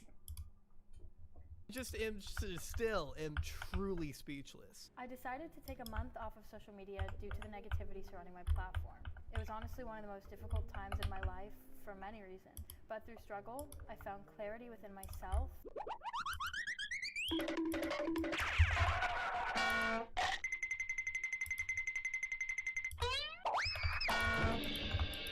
anything to add. This is literally the worst response to any controversy I have ever seen. Somehow, Sienna May's PR team figured that shooting a highly stylized interpretive dance to a song which contains the lyrics "I did nothing wrong, I'm young" would be an appropriate response to SA allegations. God, I'd love to be a fly on a wall during that meeting. It's like getting up in the middle of your trial and doing the Squidward dance. I mean, if you go to Google tone deaf right now, a link to her video pops up. For God's sake, she starts off with a close-up shot of her push to start. Even if I can only inspire one person, I will have done what I was put on this earth to do. It's so shallow and doesn't even mention the reason she left social media in the first place. If she truly cared for Jack like she keeps claiming, this video would at the very least mention him instead of only making it about her. Sienna lists silly TikTok dances and showing unedited photos of myself as ways she inspires people, before launching into the worst dance moves a human being is capable of. Needless to say, this video convinced everyone she was innocent, Netflix put her back on the show, she gained over 4 million followers overnight, and everyone clapped. The reception was just what you'd expect, which is why she deleted it almost immediately after it came out. Although I guess she forgot to take it down from Instagram. Regardless, it was still liked by over 200,000 people, and starting in July, Sienna went back to posting as normal. Literally, like nothing happened. In fact, she even continued to grow in popularity during this time too, getting more brand deals, probably because she thanked them in the apology video. And more than anything, I'm beyond thankful for my family, friends, partnerships, and supporters. It's like she's banking on the support from the side of her audience who doesn't know about the allegations, or at least not the full extent of them. Either these people had never gotten the full picture, or didn't believe the allegations, clinging on to their favorite comfort creator and tuning out all the negativity. Because that's all it really was, right? An elaborate plot by Jack's friends to expose Sienna for something she didn't do, and sink her career out of frivolous spite. A warped reality Sienna peddled to her followers up until January 2022, when Jack Wright broke his silence. I wanted to share what I went through with Sienna and my side of the story. On the 20th of January this year, almost 8 months since the allegations first came out, Jack Wright released his own official video response addressing Sienna directly, in a statement titled, "What Sienna May Did to Me." This all started when my friend came out with a tweet, because he was worried about me. He actually witnessed a bunch of times what Sienna did to me. Speaking on his experiences with Sienna, explaining how difficult it's been to open up, and that he didn't want his response video to be as aggressive as Sienna's. Jack also confirms here that they were always clearly just friends, and far from anything relationship-wise off camera. I just want to clarify that we both knew that we were just friends. She was seeing and talking to other guys in LA all the time, and I just thought of her as a good friend. We were making videos, we were making dance trends, we had fun. It was just, yeah, like it would be one thing if Jack had like at least hinted that he might be interested, but never pulled through. Like, it wouldn't excuse Sienna's actions, but like it would be at least a bit understandable why she did what she did, but that's not what happened, and not at all. Still, from what I am seeing, Jack actually did give a good response, so this spot, I would be more than happy to award him a medal if he had one to award for an act of courage.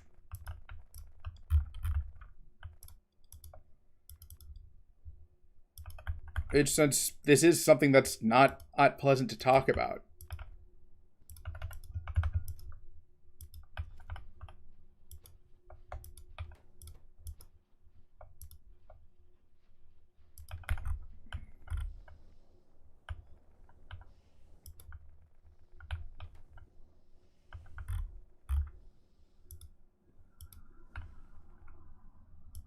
strictly friends, and we both knew that. But this is where I want to give a quick trigger warning. To anyone who may be put off by brief mentions of abuse, Jack does go a bit further into detail here, and even makes some new allegations that hadn't been brought up by his friends. So feel free to skip to the timecode on screen if you aren't comfortable with such.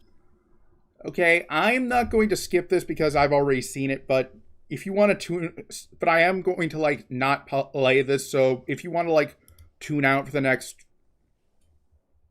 5-6 minutes, I would not blame you. mentions. So the first incident where Sienna crossed boundaries, it was after filming. We went into the room. I was just chilling on my phone on the bed, and she got naked, like completely naked, nothing on, and straddled me when I was literally just chilling on the bed. But I didn't know what to do in like the situation because it was just like random and weird. Quickly told her, Sienna, get off. We're just friends. Stop. The next morning, where she was like, I'm so sorry for doing that. That was, I don't know what went through my head. I had to clarify again that I didn't like her that way. We were just friends.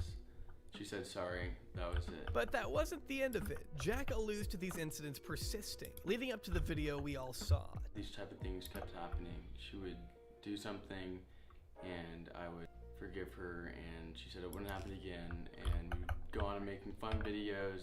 After all those type of things kept on happening, the Hawaii incident happened. Jack can confirm that he was in fact passed out, unconscious, almost the whole night, and that Sienna had taken advantage of him in his most vulnerable state. He's appreciative of his friends for stepping in, and that they captured what little evidence there was. Because after that occurred, the two would get into another dispute at a party, where she got jealous and mad that he was flirting with girls, even though he made it clear he wanted nothing romantic with her. She allegedly pulled him into a room, screamed at him, then tried to make out with him before he told her to leave. Two friends escorted her out of the party since she had also been causing additional problems that night, but resorted to jumping and rolling out of a moving vehicle to get back to Jack, who was hiding from Sienna. Okay, this goes beyond like merely being a miscommunication. Like a mere miscommunication. Like, she's actually starting to give off like yandere vibes. Like, that is the best way I would describe her.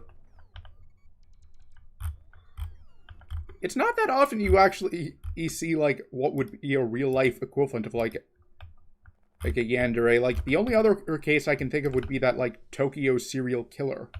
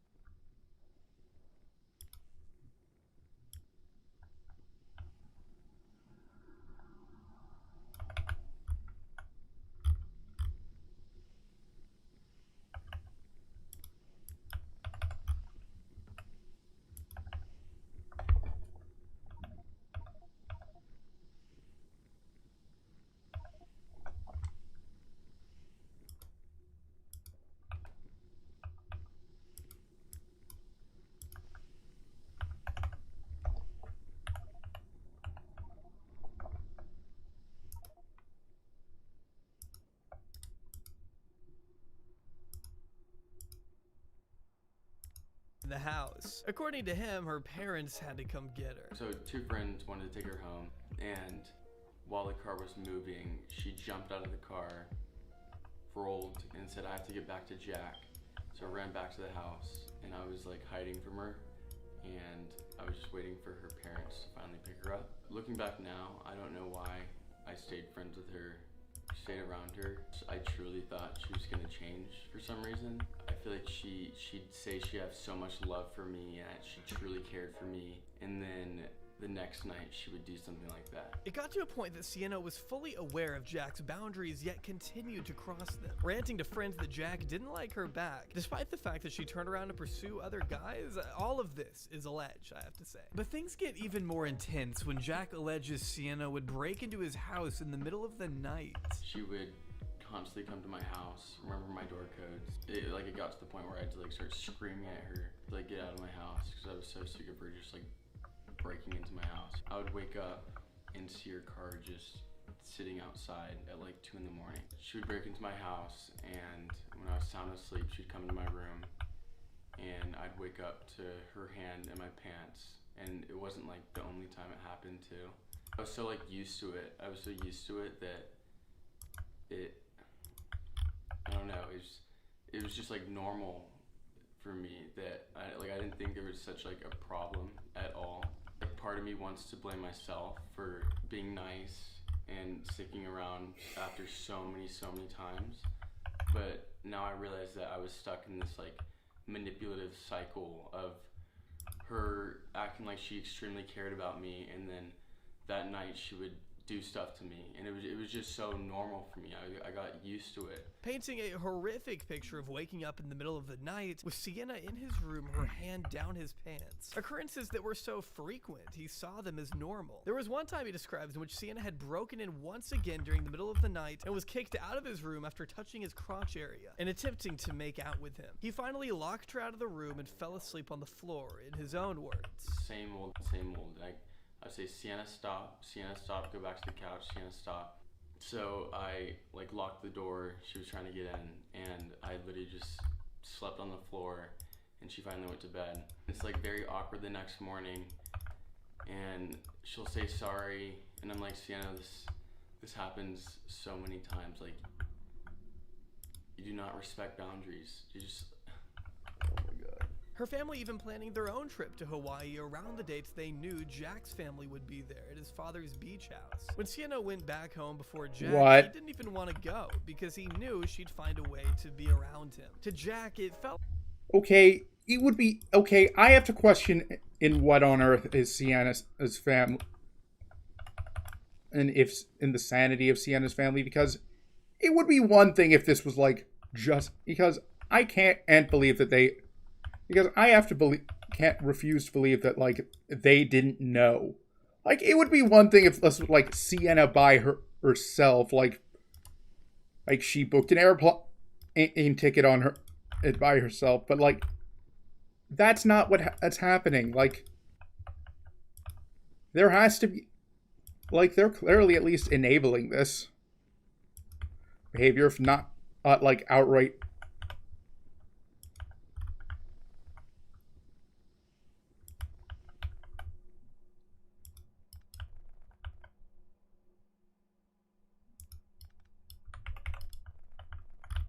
They're clearly enabling this behavior, or is what I'm saying. I know I'm repeating myself, but still, like...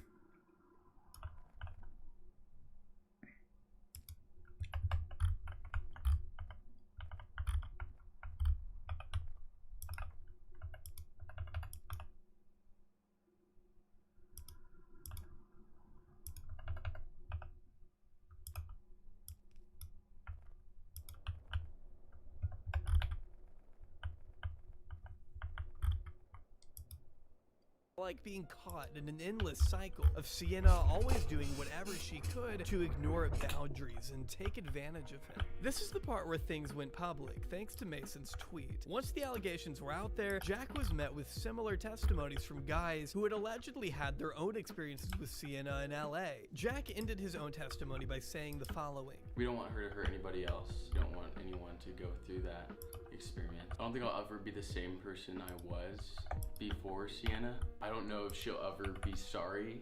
I don't know if she'll ever learn from what she did or she'll ever admit to what she did. But I just don't want her to do this to other people. Just days later, Sienna then put out another statement, definitely drafted by a legal team, which I will not be reading in full because it's just too long, but I want to give you the highlights.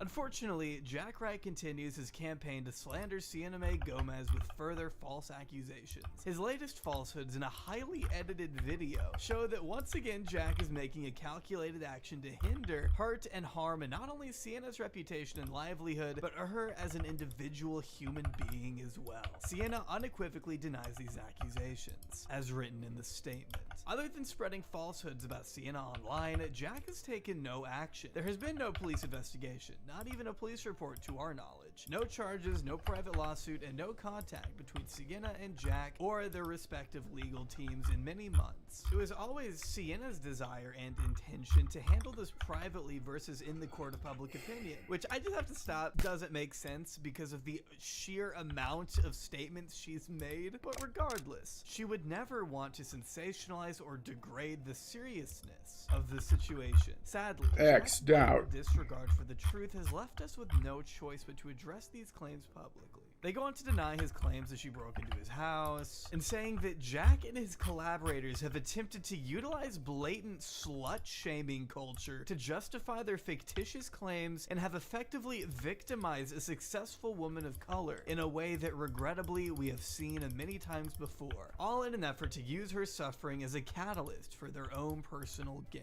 Which is just an amazing final sentence. With Jack then coming out with his own counter-response to Sienna's response, reiterating that every word in his video is still the truth and that he hopes she continues to get the help she needs so this never happens again.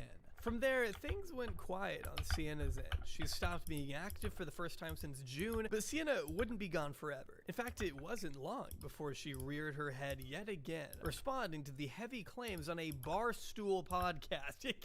Can't make this up. On February 23rd, 2022, Sienna May returned to the public eye with an appearance. Okay, disclaimer. I actually do like Dave Portnoy's stuff. But it's mainly the One Bite Pizza reviews. It was like, I don't actually watch Barstool Sports, so this is not me defending him. This is just like me bringing this up in case like it comes up again. And admittedly, it's more of a I haven't had the chance to try it out. It could be that I end up liking Barstool Sports a lot.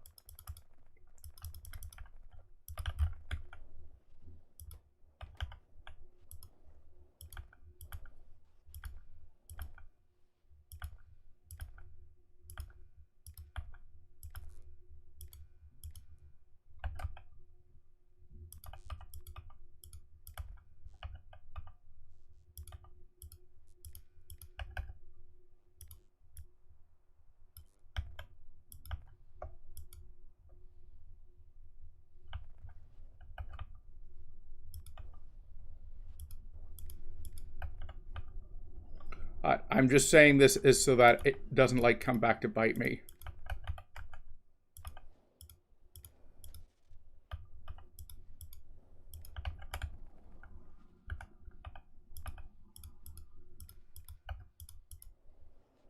On the BFFs podcast, hosted by Dave Portnoy, the CEO of Barstool Sports, who you may remember is a proud investor of the infamous crypto coin SafeMoon, which turned out to be a worthless pyramid scheme. Or you may recall the time he threatened to fire and sue his employees on the spot for wanting to unionize. Or you may know his abundant legal history. Whatever the case may be, Dave Portnoy, alongside his co-host... I get the feeling that Jay Aubrey does not like Dave Portnoy. Honestly, I probably should. Aside from his One Bite Pizza thing, I'm honestly indifferent towards his content as well, so I'm not going to complain.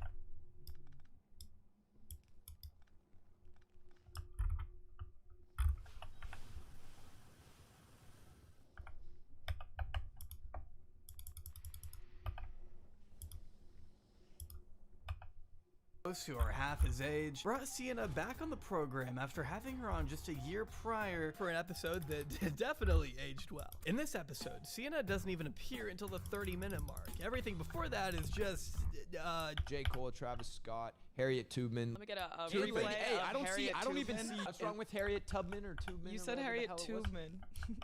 What's the name? Tubman? Yes. Eventually, introduced alongside her lawyer and so-called forensic expert, Sienna already starts off on a bizarre note, as Dave is quick to point out at the beginning of the interview. I came in and I was like, holy shit, am I in the right Zoom room? Yeah.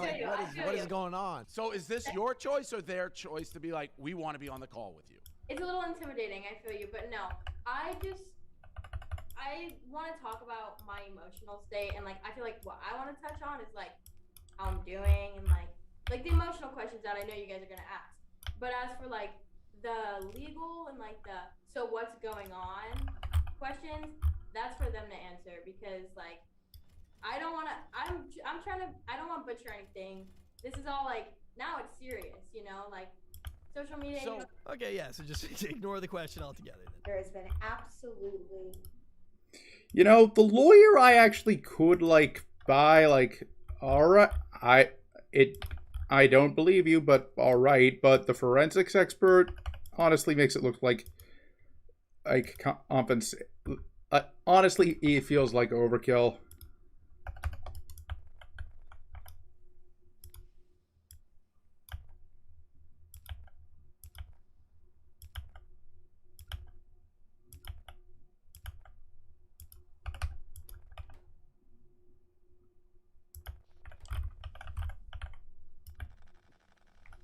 Now that I think about it,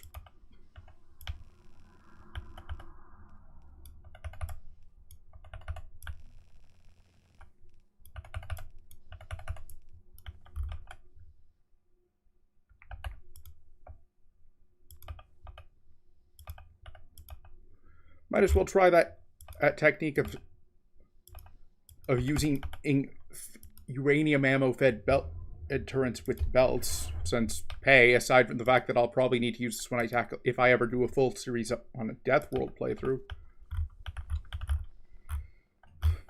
Ooh, this is honestly the best time to try that sort of thing out.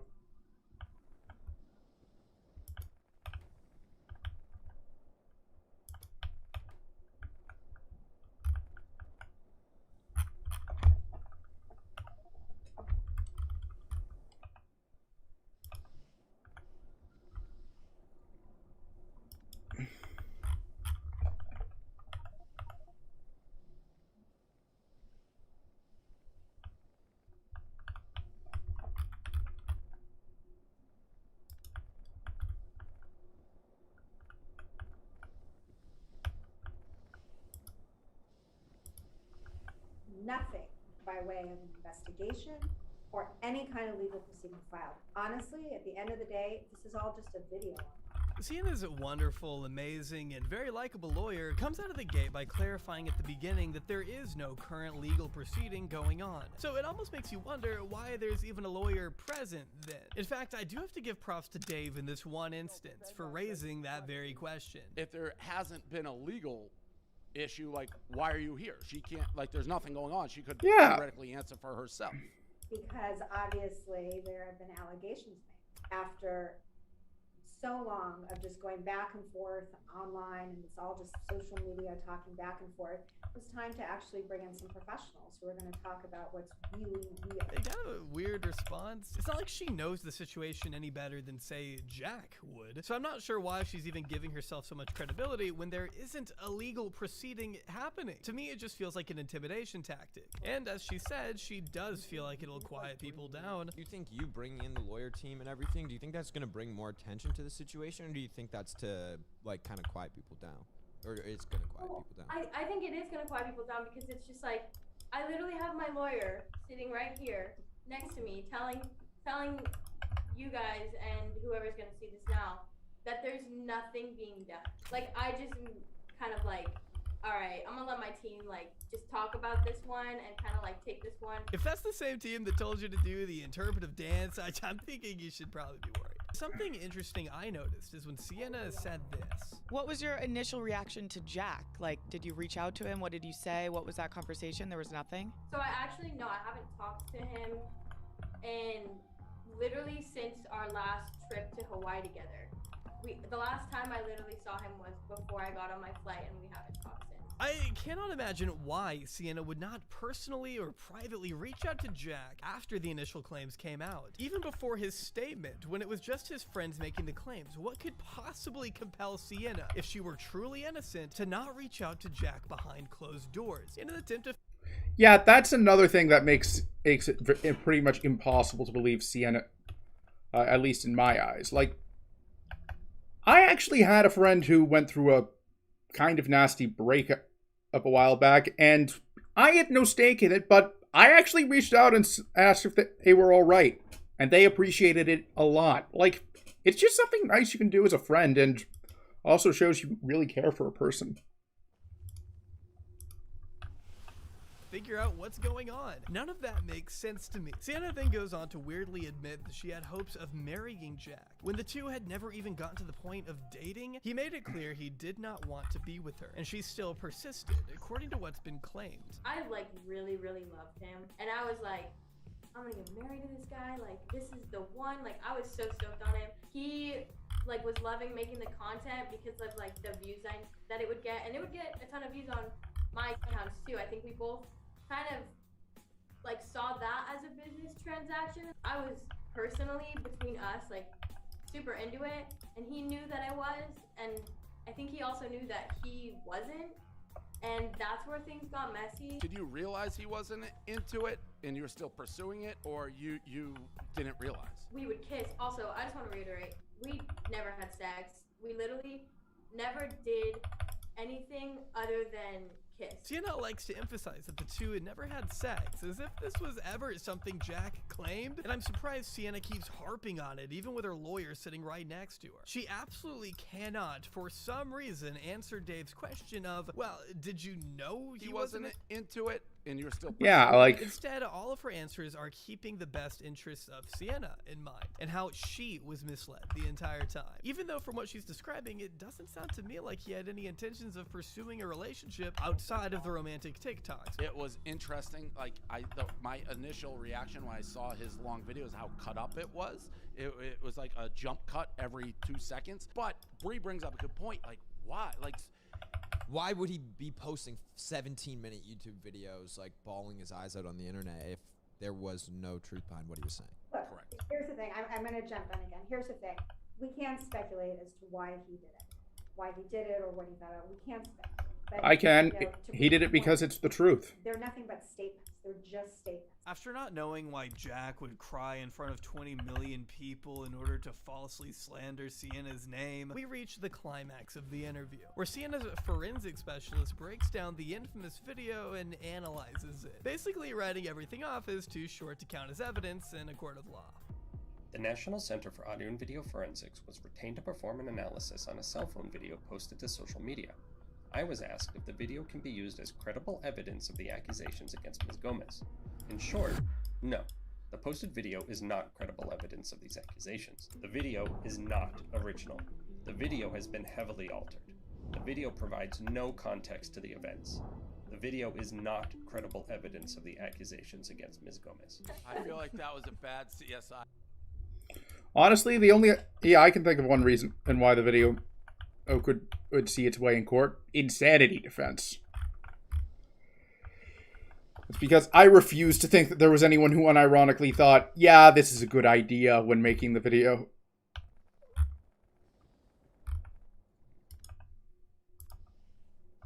When they were asked to give their opinion on the video, rather.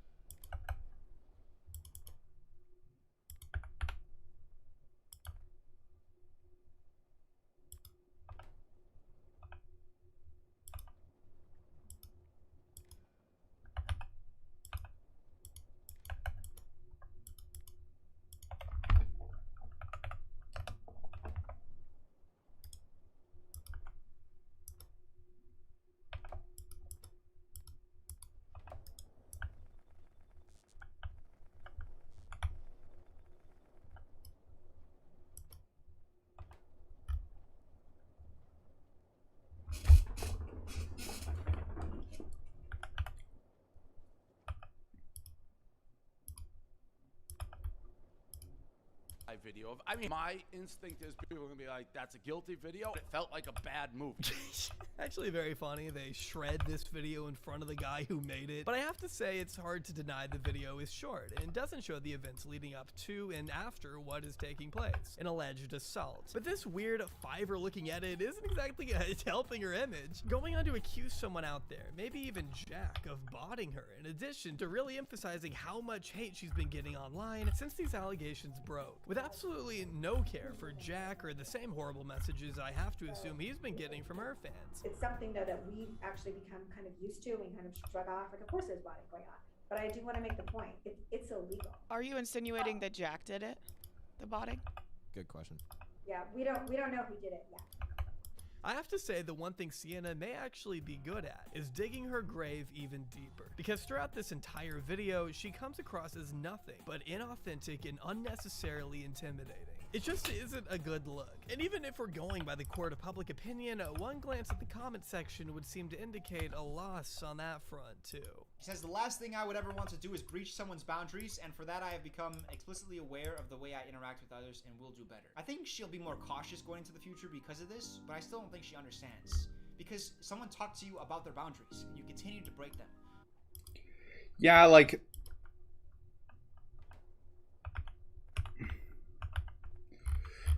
Again, setting boundaries is very important.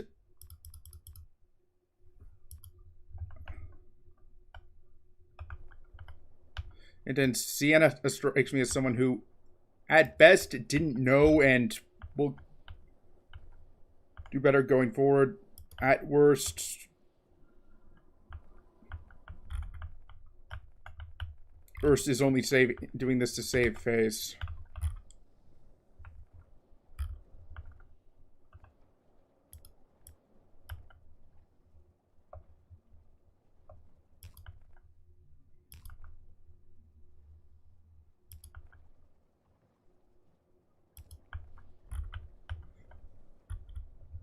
It's like, even the optimist in me can't really find any room to like, give her the benefit of the doubt. So it's not like boundaries had to come to your attention. Like, you knew. You just didn't do anything about it. Sienna's responses throughout this entire situation have not been helping her at all. In my mind, everything she's tried to do here has backfired. The fact of the matter is, there are two conflicting narratives. One is that Sienna has been falsely accused of assault by a man who manipulated and led her on by intentionally giving her mixed signals, only to maliciously launch an attack on her reputation in the end, or that Sienna is not the person she claims so adamantly to be online, that her issues with boundaries far surpass the smaller extent to which she's described so fleetingly in interviews, that she repeatedly chose to take advantage of Jack Wright when he was at his most vulnerable, keeping him at arm's length no matter where they went due to her bizarre, ignorant, and selfish infatuation with a boy who clearly didn't reciprocate feelings. I personally believe the latter. After everything Jack has said and personally testified against, it's hard for me to look at this video as anything other than the truth, even if saying that could get me crucified by Sienna's legal team. However, the one truth that remains absolutely undisputed is that Sienna May has dug her own grave. Whether it be with weak video responses or a complete interpretive dance to the lyrics "I'm young and did nothing wrong," it doesn't matter how young and inexperienced Sienna was when she goes to such extreme lengths to keep Jack and her critics at bay, as to not damage the precious reputation she's built on a mountain of lies and sick dance moves. Keep on, keep running.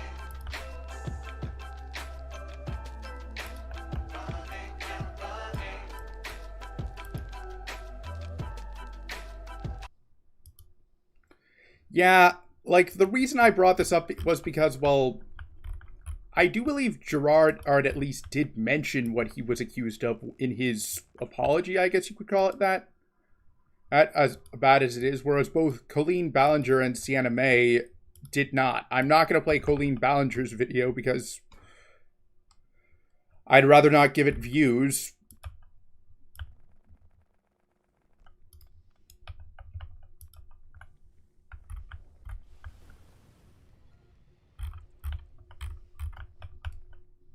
But you get what I'm saying.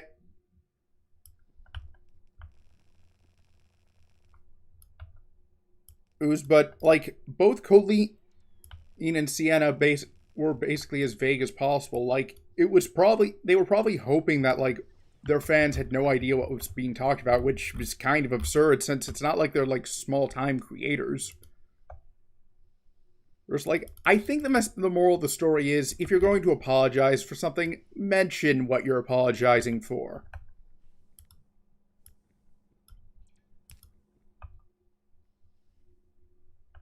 Like, with Colleen, I'd be willing to bet that if she'd led with the second apology she'd issued, she might have at least been able to, like salvage some of her reputation, but now I'm just not seeing any way except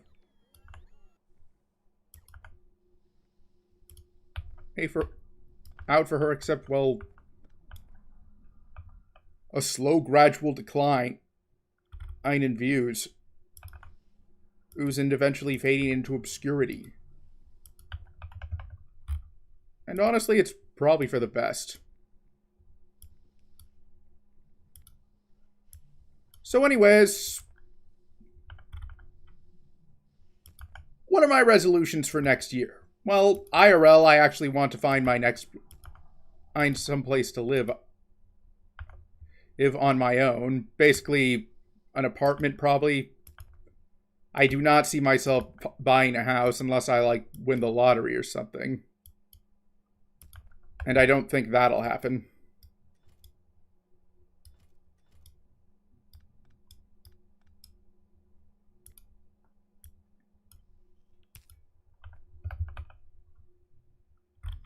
In terms of VTubing, I guess that's like I'll just start with like a small milestone, like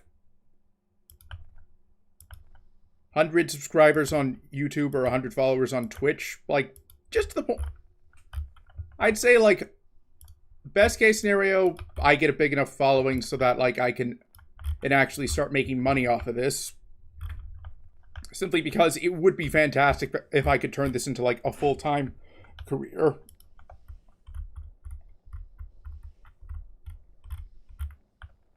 Since, like, in general, being able to, like, set your own hours is probably one of the most alluring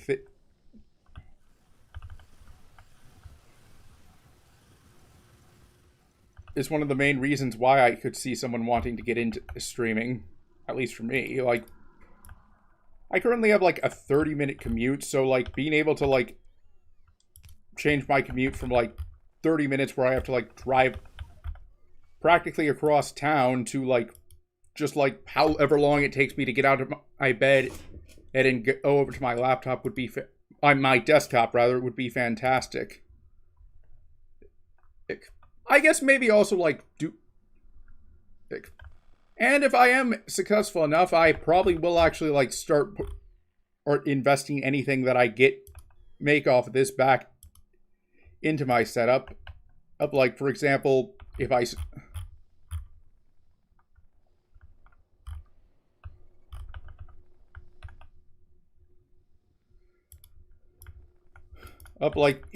I don't know if they offer signing bonuses, is it for VTuber agencies, but let's say that I was to actually, like, join up and they did, I'd probably, like, put that towards, like, I don't know, like, a soundboard or something.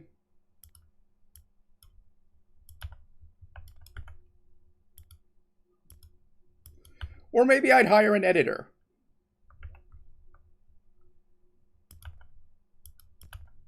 Or to go back through all my old stuff on this channel, since I have been meaning to, like, go back and, at least on my Stalker streams, like double check to make sure I got all the cases where my name is shown.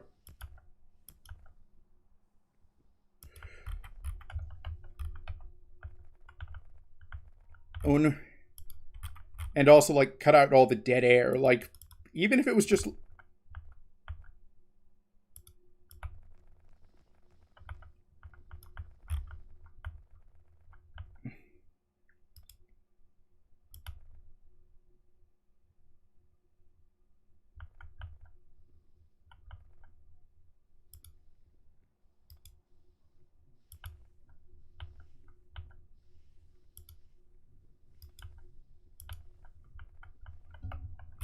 But yeah, anyways, thank you for tuning in.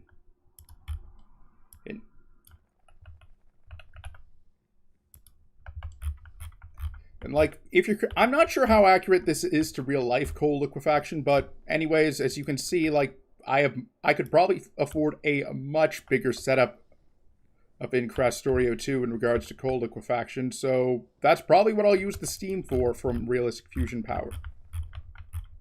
I might set up an additional heavy water setup since, well, as you can see, there's not a lot of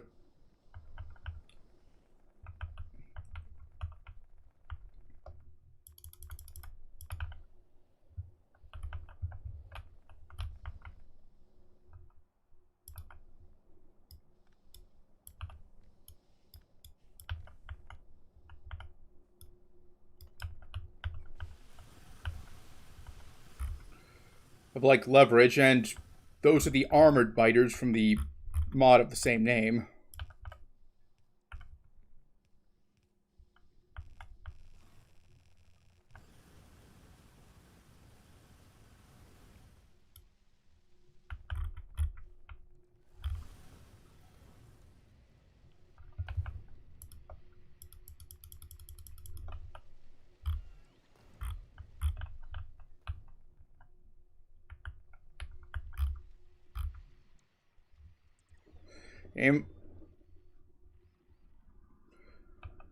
So anyways, I've got some thumbnails to design.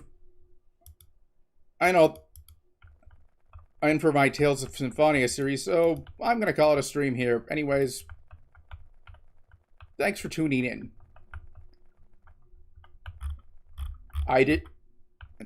As I mentioned, tomorrow, and we'll be starting Tales of Symphonia tomorrow. And I decided to do something a bit fun with the titles for the streams. You'll probably notice the pattern.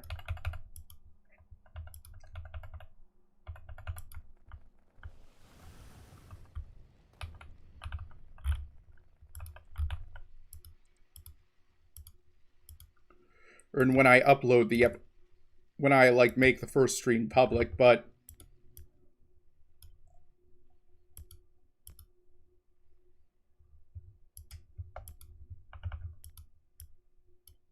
anyways, thank you for making this a fun year of streaming, and I hope that next year is even more fun. Thank you for watching this live or on the VOD. I don't judge which. Anyways, I'm Andreas Rebel, and I'll see you next assignment. Later.